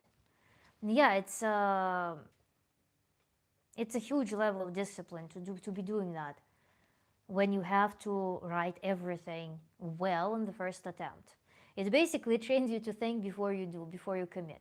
Because otherwise, the pay is that your mom comes and either rips the sheet off your notebook, which we also have notebooks like thin, they have 12 or 18 sheets. And when your teacher may count the sheets, and if the teacher notices that the sheets are ripped off, they may raise the question, what's happening? So what happens is that if you make a mistake in your homework, the rule is that one markup that you cover, like you notice the mistake, you basically do something like this, and you write correctly. This costs you half a point. And then 2 of these markups cost you whole point for the homework. And what my mom would do, and I know that's a common practice, she would just see if I make a mistake in my homework. She'd come, rip the whole notebook in half, and I would have to rewrite the whole contents of my notebook because all of that is taken into account as well. You need to finish it from front to back. And I would have to rewrite the whole notebook plus do the homework. It was nuts. But that was the demand. If you wanted to have good grades, you have to be very clean, very disciplined with that. So that was very expensive to make a mistake. Of course, it takes toll on your psychological development. It puts a very strong sense of authority in your mind. But then it also has benefits because anything you do, anything where you need to exhibit a high level of skill on the spot, where you need to, I think it has, if you master the skill, if you don't break under this schooling, it may prepare you for better, perhaps, improvisation. Maybe. I don't know. It can have different impacts, I think, on different people. And perhaps for bigger thought capacity, because you need to carry the thought before you put it on paper. You cannot offload your thought onto the paper very rapidly. You have to hold on to a thought. And that perhaps increases the thought capacity. Colorful pens for the win. Teacher, purely mathematical 10 seconds multiplied by 1 is way different than basics reachable by any woman. 10 seconds multiplied by 1 is way different than basics reachable by any woman. 20-30 seconds x 4-5 times. That's the average without trainings. Math on my side.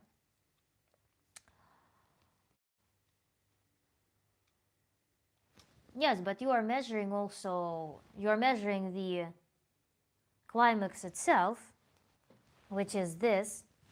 We're talking about pleasure in general. So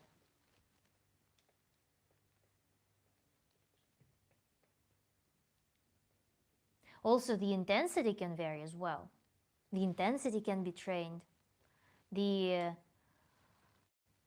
capacity to experience pleasure until the peak hits can be a skill.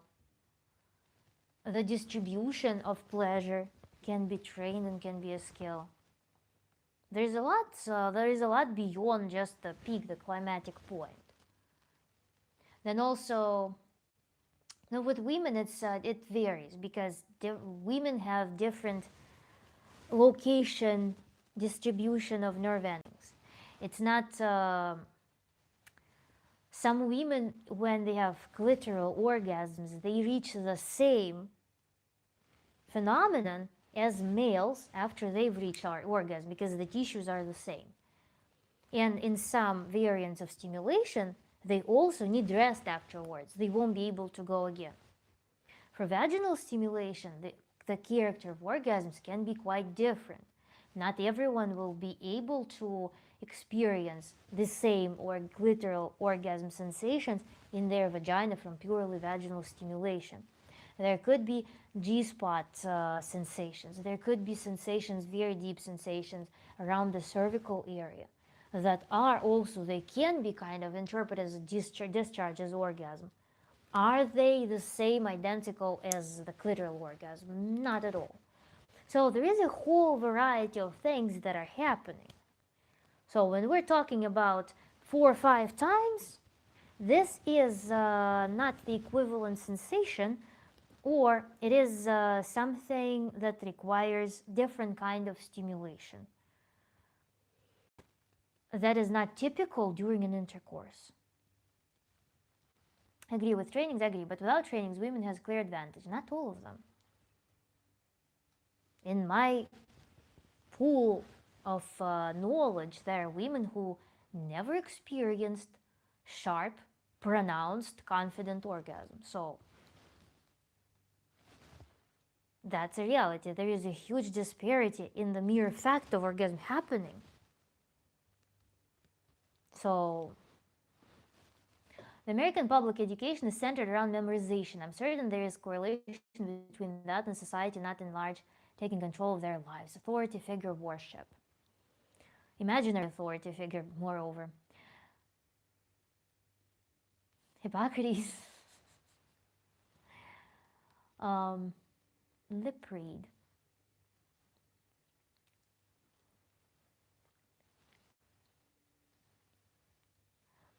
Okay, I'm prepared now. Pen is acquired and accepted. Magistrantka fate. Are we ready to continue? These poor women, they have my sympathy. They have your sympathy, and they have a lot of, fortunately, they have tools at their disposal as well. There is a very positive thing that sensations can be trained, and perhaps there is also some intervention that took place that prohibited them to connect with their sensory apparatus to begin with. There are many tools, but it all starts with desire. Do you want to do it? Do you want to attempt it? Another, Kivushka, one side note on this topic. Another thing is how to avoid neurosis when we're only approaching this. That's where the help of the specialist can be invaluable for these women, because when you start self-diagnosing using the online resources that tell you that you can learn how to do it, and that all women have the capacity to do it, the first thought that can be in the woman who realizes that she's never experienced that, is that something's wrong with me. And then it turns into a race, especially if a woman is like, oh, I spent 20 years of my sexual activity without experiencing that. Holy crap, so much time I lost. There can be such a complex of things happening in response to the idea that you can actually learn that. There can be a bunch of push to urgently squeeze that out at all costs. Try everything and anything, causing this spike. And this is where it's important to work in a very tempered, very soft fashion. Always balancing these fervent attempts with relaxation and developing comprehensively, as opposed to just trying to, I don't know, just shake it off, like squeeze it out, beat it out of this system to compensate for the years of dissatisfaction. So that's an important point. If anyone encounters this situation with their partners or yourself, a strong desire to achieve and hyperachieve may be the impediment, just as here, an impediment to actually achieving the goal. Interestingly, Kiva, remember, we always circle back to our main topic, no matter what side tangent we are on. This is why we gradually develop our sensory skills, our hormonal system to be receptive of awards, to balance it, to acknowledge the pleasure, to acknowledge the stimuli as much as possible in our daily life. And at the same time, doing some focused, soft work on integrating the body part that's desensitized into the overall background of ever-increasing sensitization. There is a blank spot, but we shouldn't hyper-focus on that blank spot or spot of numbness. We are integrating it into the background of sensitization. This sense exists. This sense exists. That sense exists. What does that body part need? How can I connect with it? This is a soft work. Soft, yet also focused.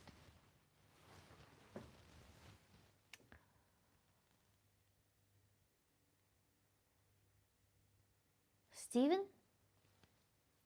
Jokes are always welcome.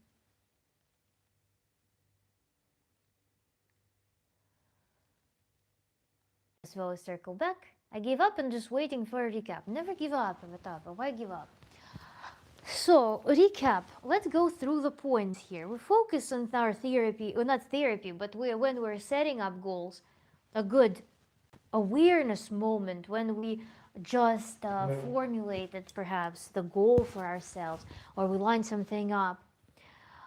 We are focusing on here and now. I hope the relevance of this element is understood by everyone at this point. Here and now is where my resources are. Here and now is where I can look at my life and I can see, okay, I'm feeling this right now. I'm existing. I'm creating this domain of life. And I can, from this point, I can hear what I truly want. I can also audit my desires. Are they my goals? Are they authentic or not? And another thing is that I can clearly assess the landscape of my resources. Who am I? What do I have? What do I possess? This is a very important step to be able to bounce to here and now, to be able to connect. And the exercise that Almond inspired is to create a domain where I'm sitting and I'm bringing my awareness to the mere fact of my existence, to the mere fact of my body, in a dedicated fashion where nothing else exists, only I exist, and I know that for 2 minutes, controlled by the timer, I am going to be in this state. I can allow myself to be in this state. Second thing that we are concurrently training is scale of pleasure. I bring pleasures to my awareness. I basically shift this balance from this being stress dominated, my awareness, how I understand the world. Through processing stress very intensively, I balance it by starting to process pleasures as well, such that the picture of the world changes. And my rational, my cartoon, starts changing, such that my outlook in life changes. My perception of life changes. I infuse my life with pleasure. Not just even forcing some pleasure upon. No, just bring it to my awareness first. Focusing on it, sitting with it, experiencing it, realizing how it is to experience pleasure. How does my hand feel pleasure? How does my forehead feel pleasure? When I'm enjoying the sun, how is my nose feeling pleasure? How are my ears feeling pleasure? When I feel the sun beaming at me, how does my back of the head feel pleasure? What's happening behind my knees? I'm scanning my body. That's a cool exercise as well. I'm scanning my body in the situation of pleasure. I'm scanning my body. How does it feel? How does it feel pleasure?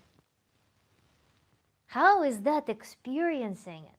You learn to recognize pleasure as opposed to recognizing only stress, upset, overwhelm. And that teaches your brain that it's an incredibly rewarding activity. Pleasure exists. You know that pleasure exists, and it's not there and then. It's not this spike. It's here and now. And there are so many sensors in my body that are attuned to it. I am pleasure. Life is pleasure. That shifts your outlook. That shifts how you perceive the world. That shifts what you tell people. That shifts how you think about yourself. That shifts how you perceive yourself. That creates a more stable perception of self. That the world is not just some scary place in which you just need to hold on to, so find something, hold on to it, and then worry that that you will lose grip and fly somewhere. The world can be dangerous. The world can be for sure. But also world is very pleasureful. World is also very wonderful. Experience of life is really wonderful. Маленький, ты чего плачешь? На ручки тебя взять, блин. Сейчас мама закончит ревью, ладно, я тебя возьму. Then, small goals or diffusion of goals. This is something where we didn't elaborate much, but diffusion of goals is, I mentioned that you create these situations in which you become a responder to your desires and your needs. Quick responder. When you are not just ignoring the goals of your body, you're not ignoring the momentary goals and desires that are actually on some essential plane that can, when fulfilled, greatly improve your quality of life. You start acting on them, small goals. Act on them. Train your brain to see how amazing it is to do something that's coherent with your needs. Fulfill your needs, small needs. Make it a routine. Do these little things. And then diffusion of goals. Embed them in your life flow. Make fulfillment of goals a part of your life, a stream of your life, such that there is no big milestone, nothing happens. Big milestone, nothing happens. Then, open-ended goals. An important concept. Open-ended goals. There is experience past the goal. There is life past the goal. Prepare yourself for the life past the goal. And the goal usually means that my quality of life will improve. Improve your quality of life now. Using tools that you possess. Using this. Prepare yourself for being able to enjoy higher quality of life. Otherwise, your entire life will turn into this exhausting sprint from milestone to milestone to milestone to milestone to milestone to losing meaning. No. Achievement of goal is the gateway. It's an open gate to better quality of life. Prep yourself for it. Trip, welcome. The whole talk today was for you. We were waiting for you. We were anticipating you to show up. Wonderful, by the way, topic. You're never late because there will be a recording for you. Oh, baby steps, Raccoon Man. Element, I'm guessing, but evaluate the idea to grow social contacts. That's a very effective way to get a job. They often hire a known good person rather than the best applicant. Half of my jobs were via social contacts, but I'm a good person. It's not even a good person, it must be an energetic person. And when energy is, that's where it can become problematic, because when you come from the point of need, people feel like they are rather not going to associate with you unless you are their very good friend whose best interest they really want to support. But the endorsement is such a thing that does require you to bring them that oomph and knowing what you want. Because if you don't know what you want, but you just want to run away, that's a bad strategy as well. If you bring up that you want to run away to people, there's no understanding of what to offer you. What do you want? When you know what you want, when you went through all the steps that we discussed, that's when it's far easier for people to offer you something as well. Hello, Chad. I find it greatly disturbing how the brain can be conditioned through certain environments and subjected circumstances to experience pleasure through torture and to seek the torture. Yes, it is an incredibly perverted thing. It is a thing that's supported by society. Through suffering buys you joy. That joy, you need to pay for joy with suffering.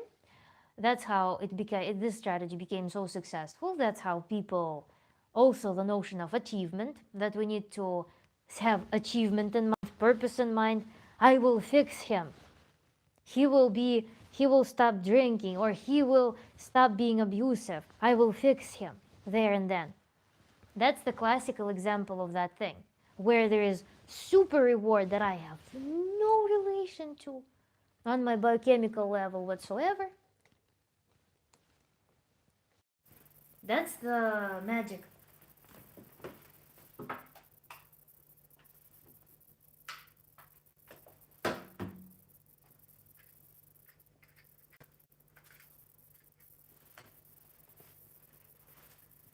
Whoops, that's time to charge. Stockholm Syndrome, for example, that's a very tame example. Trip is crying. Don't cry. Good social skills are the key to success. Masochism and inadvertent masochism even, yup. I just imagine you guys, like sitting there like, yup. If we all were in the same room. It's actually funny to imagine if we all were in the same room.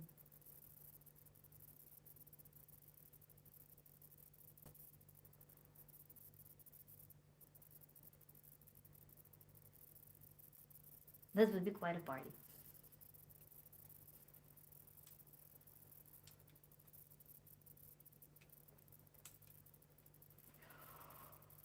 Poo.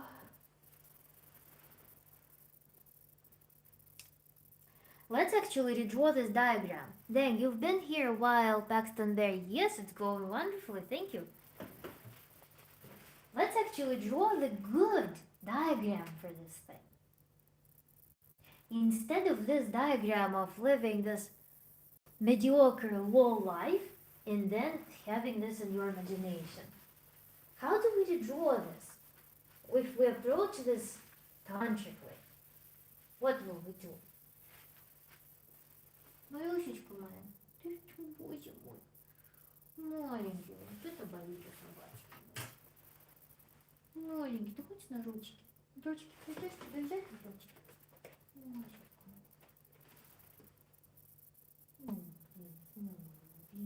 Любимый, мальчик.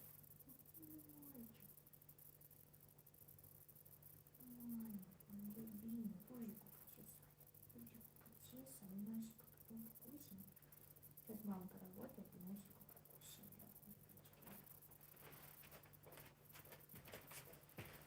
I'm back.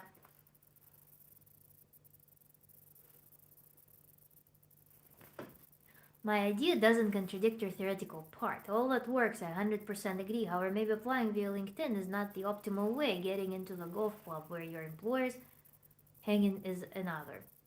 That would be an interesting party. Mm-hmm. I'd be the only one drinking, but I wouldn't be a. You would be. So let's draw the diagram, the tantric way. How do we approach goals? We're here, some arbitrary 0 point right now.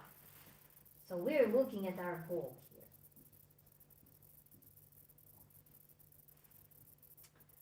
And then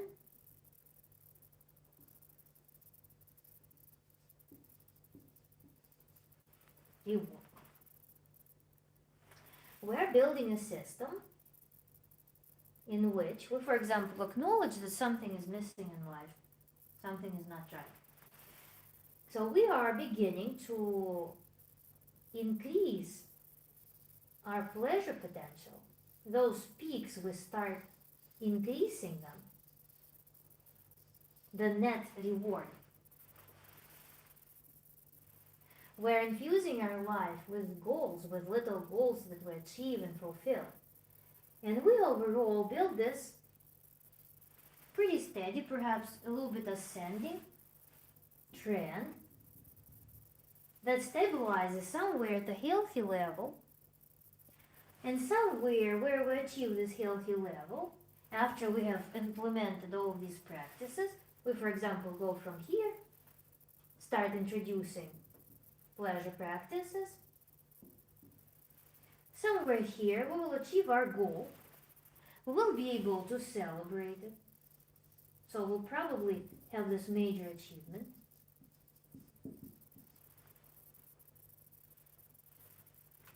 Маленький, тебе нужно идти поработать, любовь моя.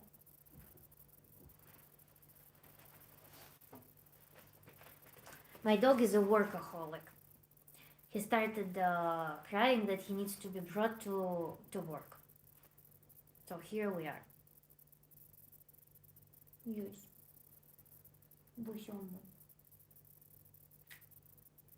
Бусём.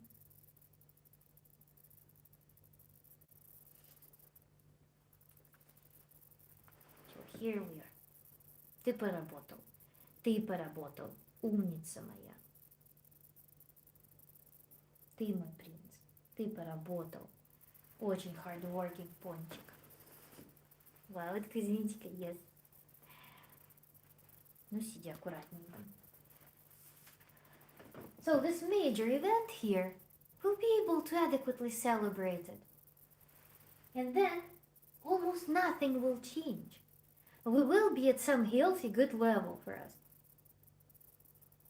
So this goal will be just a small bump here on the overall background of our life. Does this make it less exciting? I don't think so.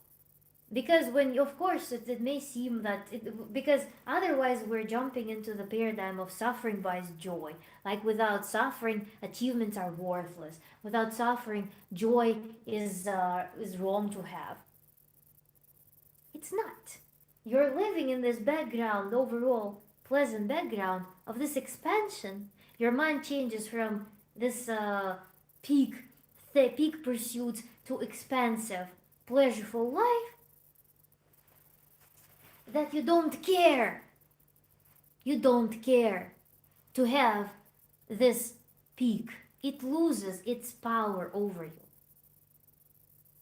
It's natural progression of events for you. That's the same thought that we concluded on when we did manifestation video. That when you are coming from the place of lack, from the place of everything is shitty, you're regarding what you want to manifest as some ultimate thing, ultimate achievement. Here's the same thing. When you're coming from the place of deep exhaustion, this goal there and then is perceived as some holy grail, something so incredible that you shake inside thinking about it. But when you regulate yourself to the level at which you are actually capable of achieving the goal, at which you're actually capable of going the distance, it becomes natural for you. It loses its goal. I have a goal, I have a mission, I have a purpose. Your life becomes so expansive, so wonderful, let's say, so well managed, so manageable, that it just loses relevance to have that in mind. Is it clear? Did I communicate it well? Bring the energy back. Without energy, goals doesn't matter. The goals actually matter a lot when you have no energy. The goals become super important. They become the super important thing. But when you regulate your energy, goals as a neurotic, very oppressive, very powerful concept, they diffuse. They become just the natural progression of your life without all of those offsets towards having that, like, oh my god, life or death thing. That's the point. That's the magic. That's where this graph degenerates.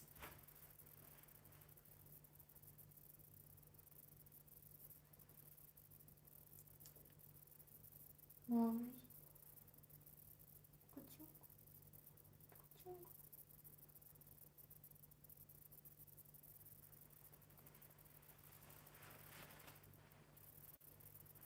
Юша моя, ты поработал, ты такой умница, ты такой трудоголик у меня, вообще обалдеть просто. Да, моя молодчина, ты постарался, умница. Будешь мясо сегодня кушать, мясо будешь кушать, да. На ужин будет вкусное мясо. Вкусный кусок такой вообще. На кубички, на маленькие порежем. И съедим. Да?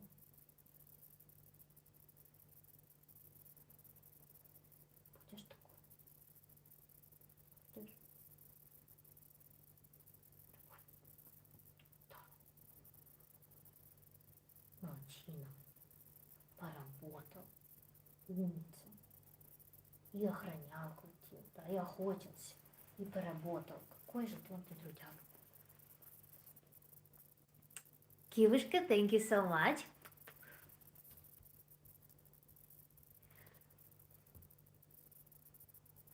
I think he understands you. Yeah, he does.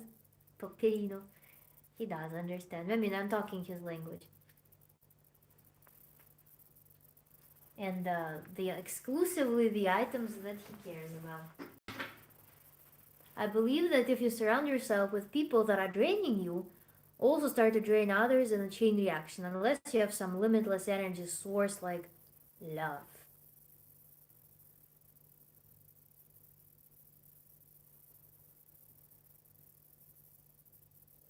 Yes, that's a great illustration. Can be someone is on the phone with someone, and that someone complains to this person, and then this person is like, my god, this or not the phone, at work, this person at work we spent hour and a half talking about this thing. I need to recollect. I'm sorry, I can't communicate with you right now. And you're like, okay.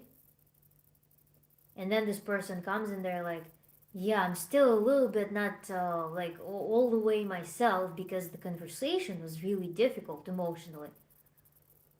And you're like, okay. And gradually this mood transfers to you because the plans got changed, because the person you're with, you need to kind of contain their emotions, you need to manage that.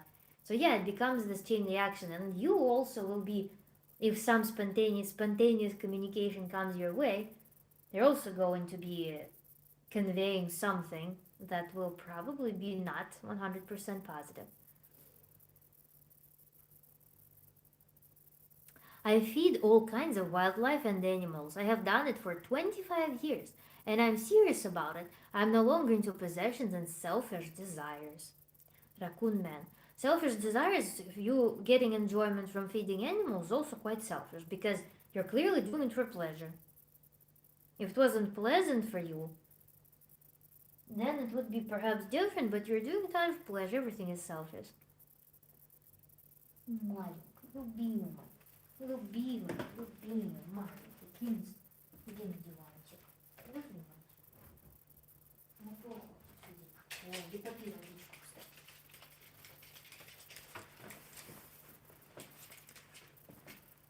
Ты с мамой хочешь посидеть?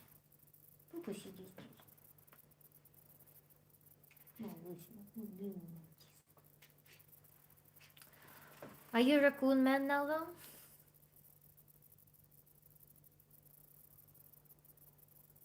Fruits drives.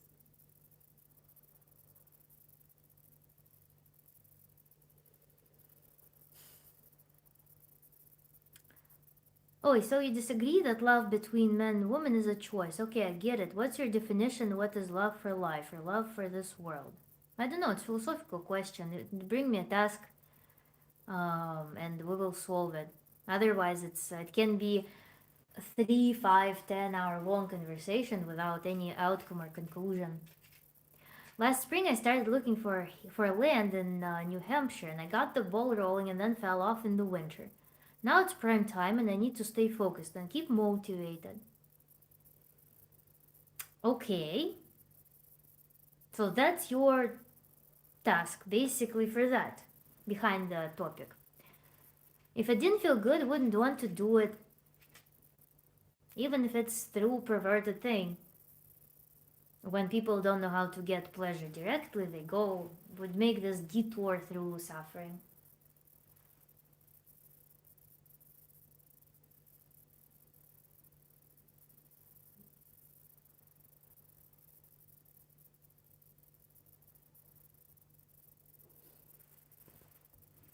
Knowing when and how to call back your energy is crucial in group settings. Like Teach is good to share energy with. She uses it well for healing her clients, not all the time.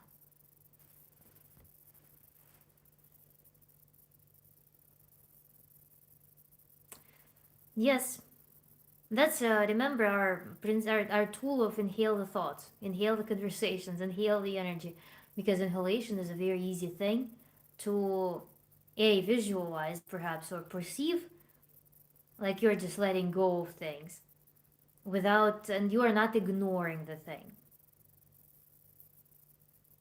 Mandatory classes. It's okay. So understand, Donkey Cat. Thank you. So inhale the thought, inhale the environment, inhale the situation, as opposed to swallowing the situation. Or else SpongeBob magnets. Sponge. Малыш, мальчик, на ручки. Пойдешь на ручки? Или тебе на полу комфортно? Тебе на лапы. Принц мой. Ну, на ручках посиди, да. Малыш, да.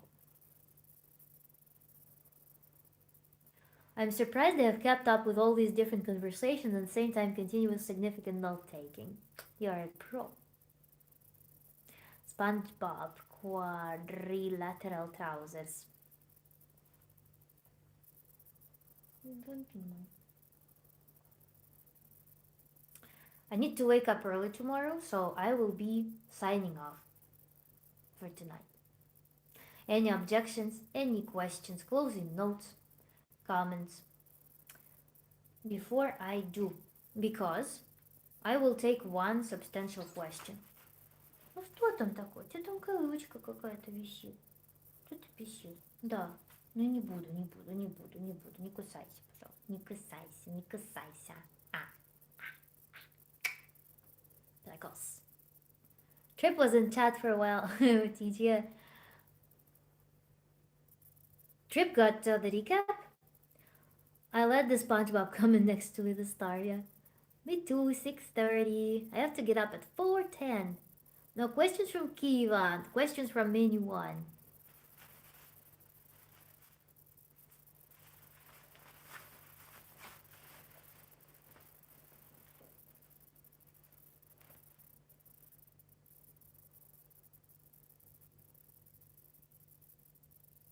I don't miss those days, Trip. Oh, yeah, it's early. I'm getting up at 7:30. Compared to you guys, I'm gonna have a princess morning. 1:11 here. How old is the good boy? The good boy is almost 5 years old. Лежать.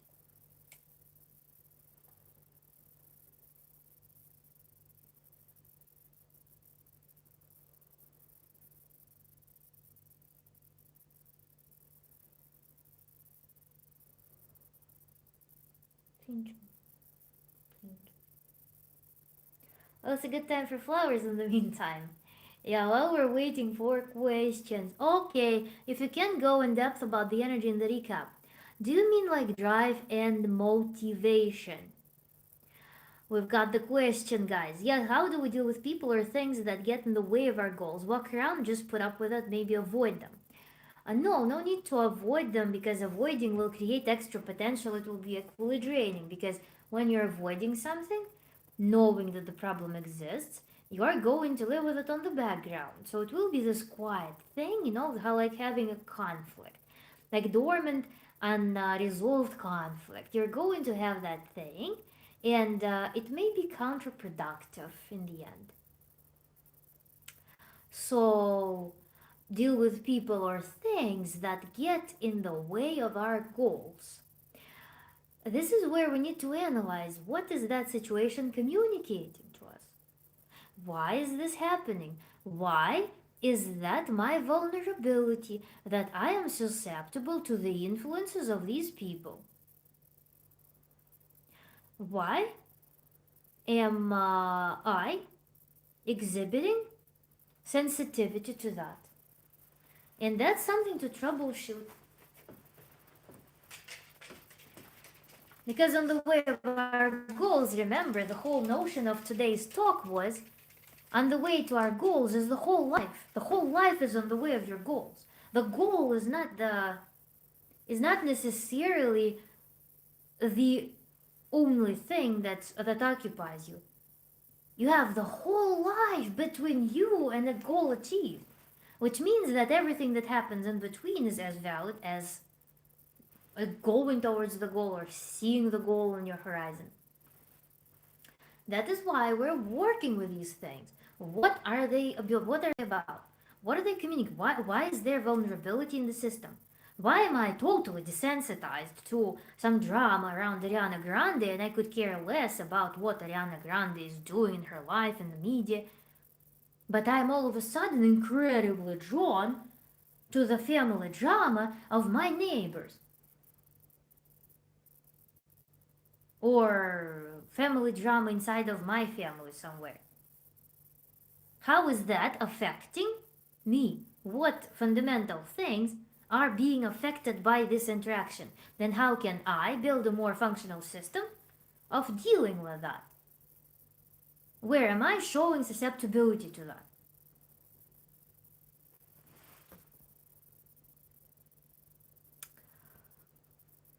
So if you can go in depth about the energy in the recap, do you mean like drive and motivation? Chad, please Give me a task. What should we solve in this question about the energy in the recap? Do you mean like drive and motivation? Do you want to know how to generate drive and motivation? Whether drive and motivation are necessary or what? Thank you everyone for beauty. Note that thanks teach Chunky Cat. 19x people through only 14 likes. Try not to forget. Thank you so much, Bakris. Thank you everyone for flowers, for beauty, beauty, beauty in our chat. And Chad, I want you to clarify the task. What about energy?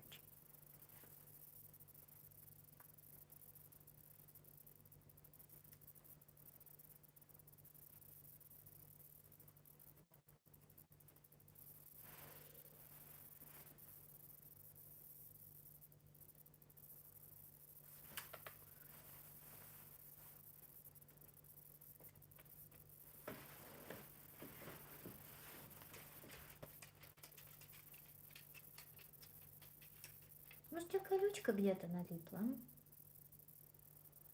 Солнце. Гулять сейчас пойдем.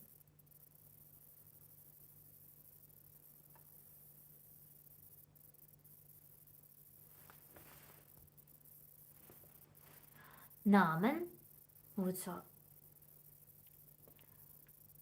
You on the more, Настя. I'm on the more.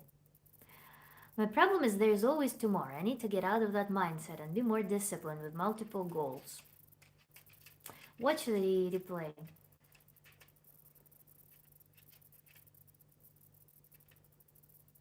Цветочки, еще цветочки, цветочки, цветочки.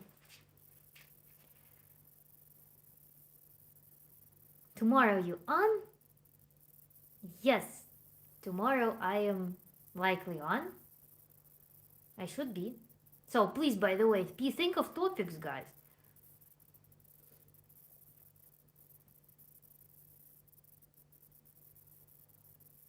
And also, if you feel like this topic was not unfolded, if you want to go through some self, or some case study, also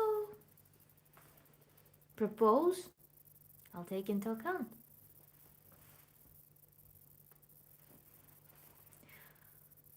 So you are on the more, yeah.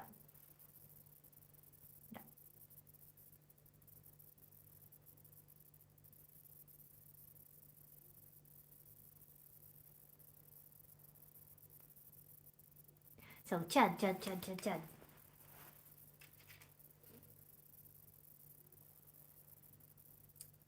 We can, by the way, turn this whole discipline and energy. Thank you, Kioshka. We can turn this whole energy thing and discipline. We can spin it into a separate topic, perhaps. I will brainstorm on the energy question as well for next time. Sure. Wait, what's the equation? Abatapa brought it up. Just got back. I was getting my pizza from the delivery. Chad, where did you drop off? I was asking, I'm waiting for you to clarify the task on your question about in depth about the energy and drive and motivation. What do you want from me? What do you want to resolve there? Remind me what discipline means again.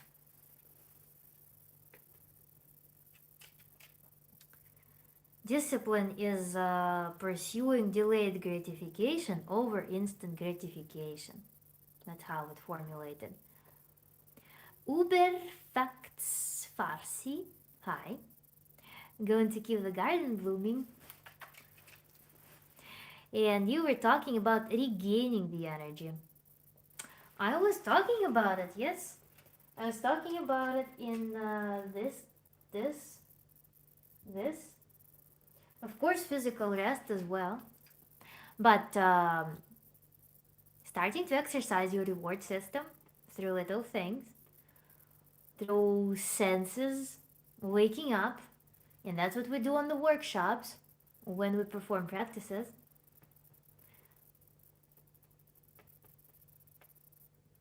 regaining the energy. And yeah, following fulfilling the small needs that are happening in our daily life, as opposed to ignoring them and thus living with suboptimal levels of energy. So we're identifying small problems and acting on them, and thus training ourselves to one, get reward from increasing quality of, from taking actions to increase quality of life, and from fulfilling our desires. And at the same time, we are creating far more resource to energetic resource. So do we have a prepared definition for discipline, not for love? I don't know how to discuss love for real. It's there are love languages. Love languages, they're instrumental. Why discuss love? Discipline is, yeah, I mean, it's, if you formulate it, that discipline is, momentarily it feels like self-sabotage for achieving something that's not self-sabotage in the future, which is the pursuit of delayed gratification, as opposed to settling for immediate gratification. Swapping instant gratification for delayed gratification, that's pretty damn good, Philip, on discipline. Doesn't sound too bad. Yeah, because we always pursue reward. Reward is the driving force. Don't tell me what to do about that.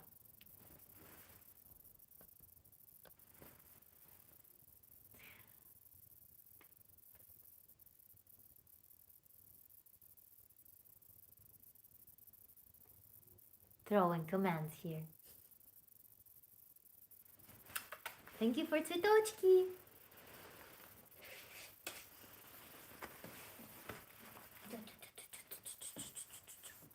Неаккуратно тебя взяли, да. Простите,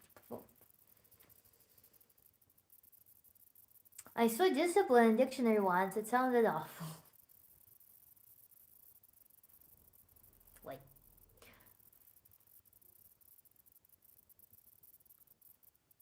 Well, discipline can be focusing on very delayed gratification. For example, throwing commands. Meanwhile, I'm throwing flowers. Yes, Kila.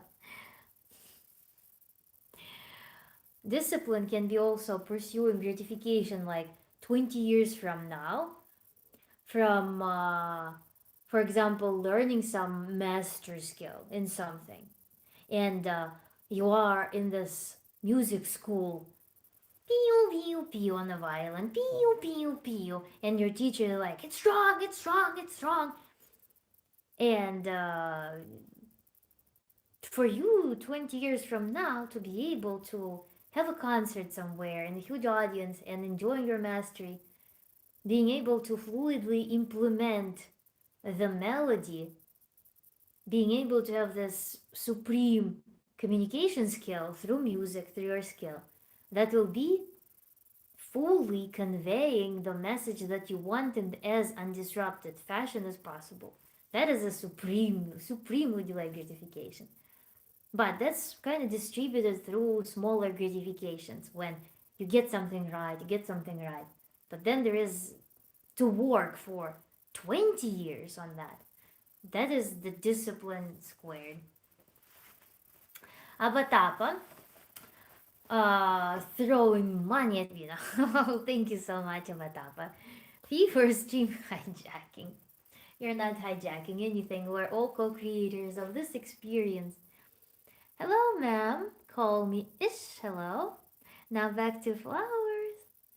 Do you think long-term discipline is built more effectively through small, consistent rewards or through learning to stay motivated without depending on rewards at all? Ideally, when you are doing something that you love, you don't need whys. But it's hard to be connected with that state when you are exhausted physically, when you are chronically exhausted especially. when some basic needs are not fulfilled. It will be more difficult to stay on track of just immersing yourself in this something where you pursue mastery through your talent. Um,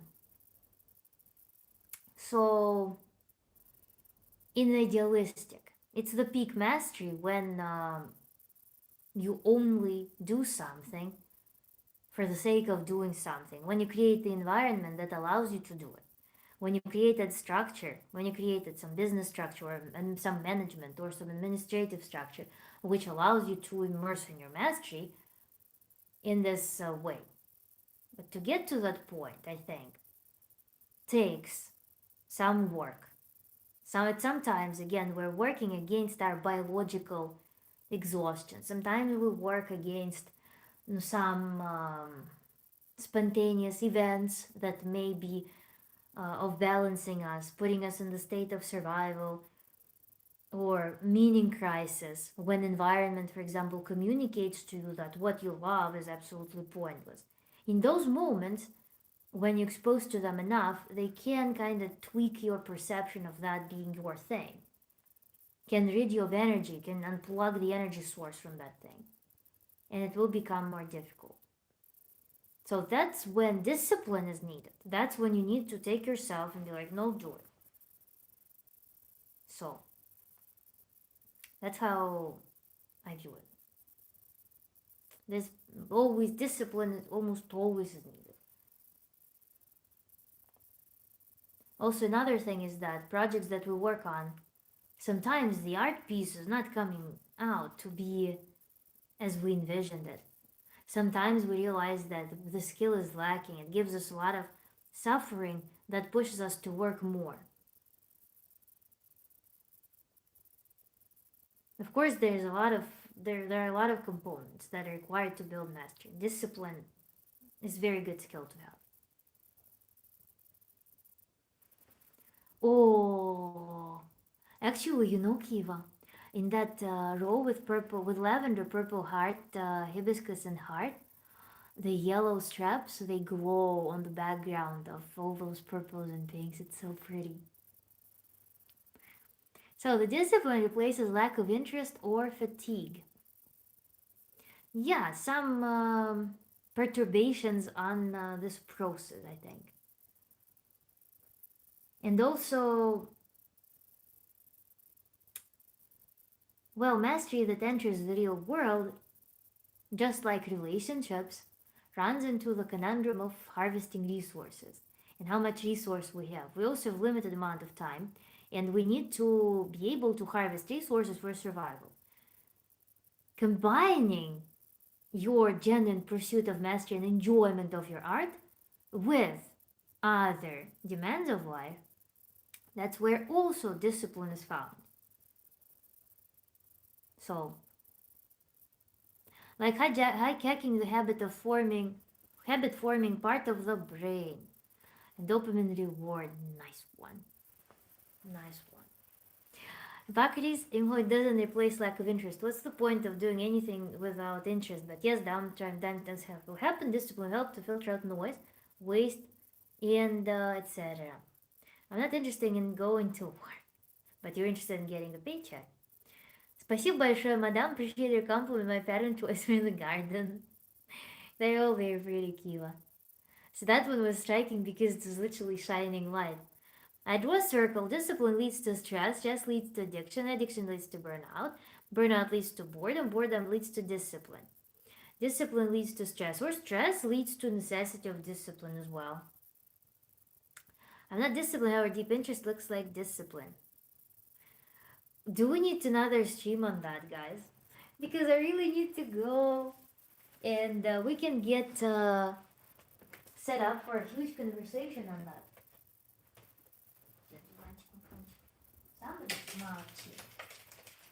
So probably let's do a dedicated stream. When do you want it? Do you want to dilute this week with do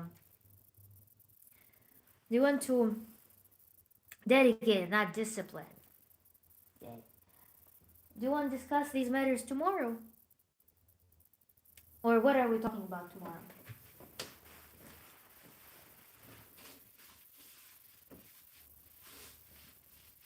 Or should I come up with a topic?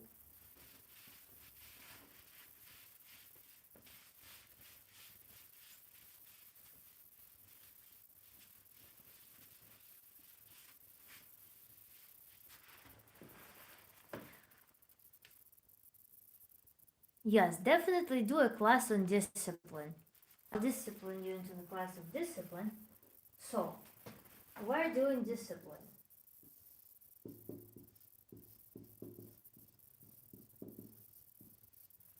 And I will name it without discipline.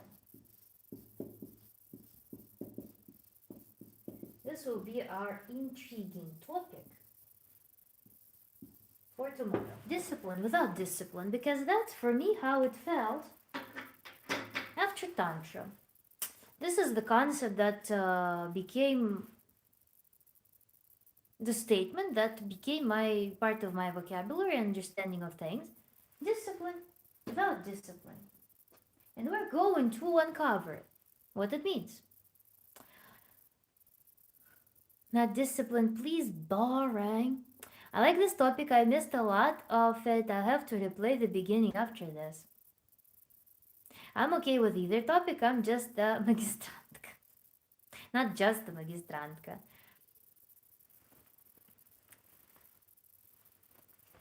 So,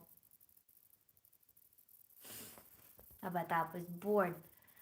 On discipline, Abatapa, what else do you want? Do you want to discuss love by any chance? We can do it on Friday. We can do something of other kind on Friday. This will be to continue this topic. So very true. Not just the Magistrank and many other titles I didn't even know. Many other titles you don't even know. I am out. Till tomorrow. Hippocrates, good night. Everyone, good night. In all its forms. Kivushka, thank you for beautiful flowers and for cool toys. What time does your life start anyway? My life starts at probably 4 New York time.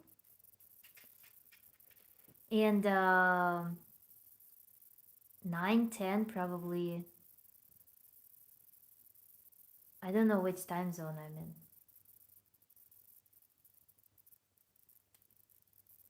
So,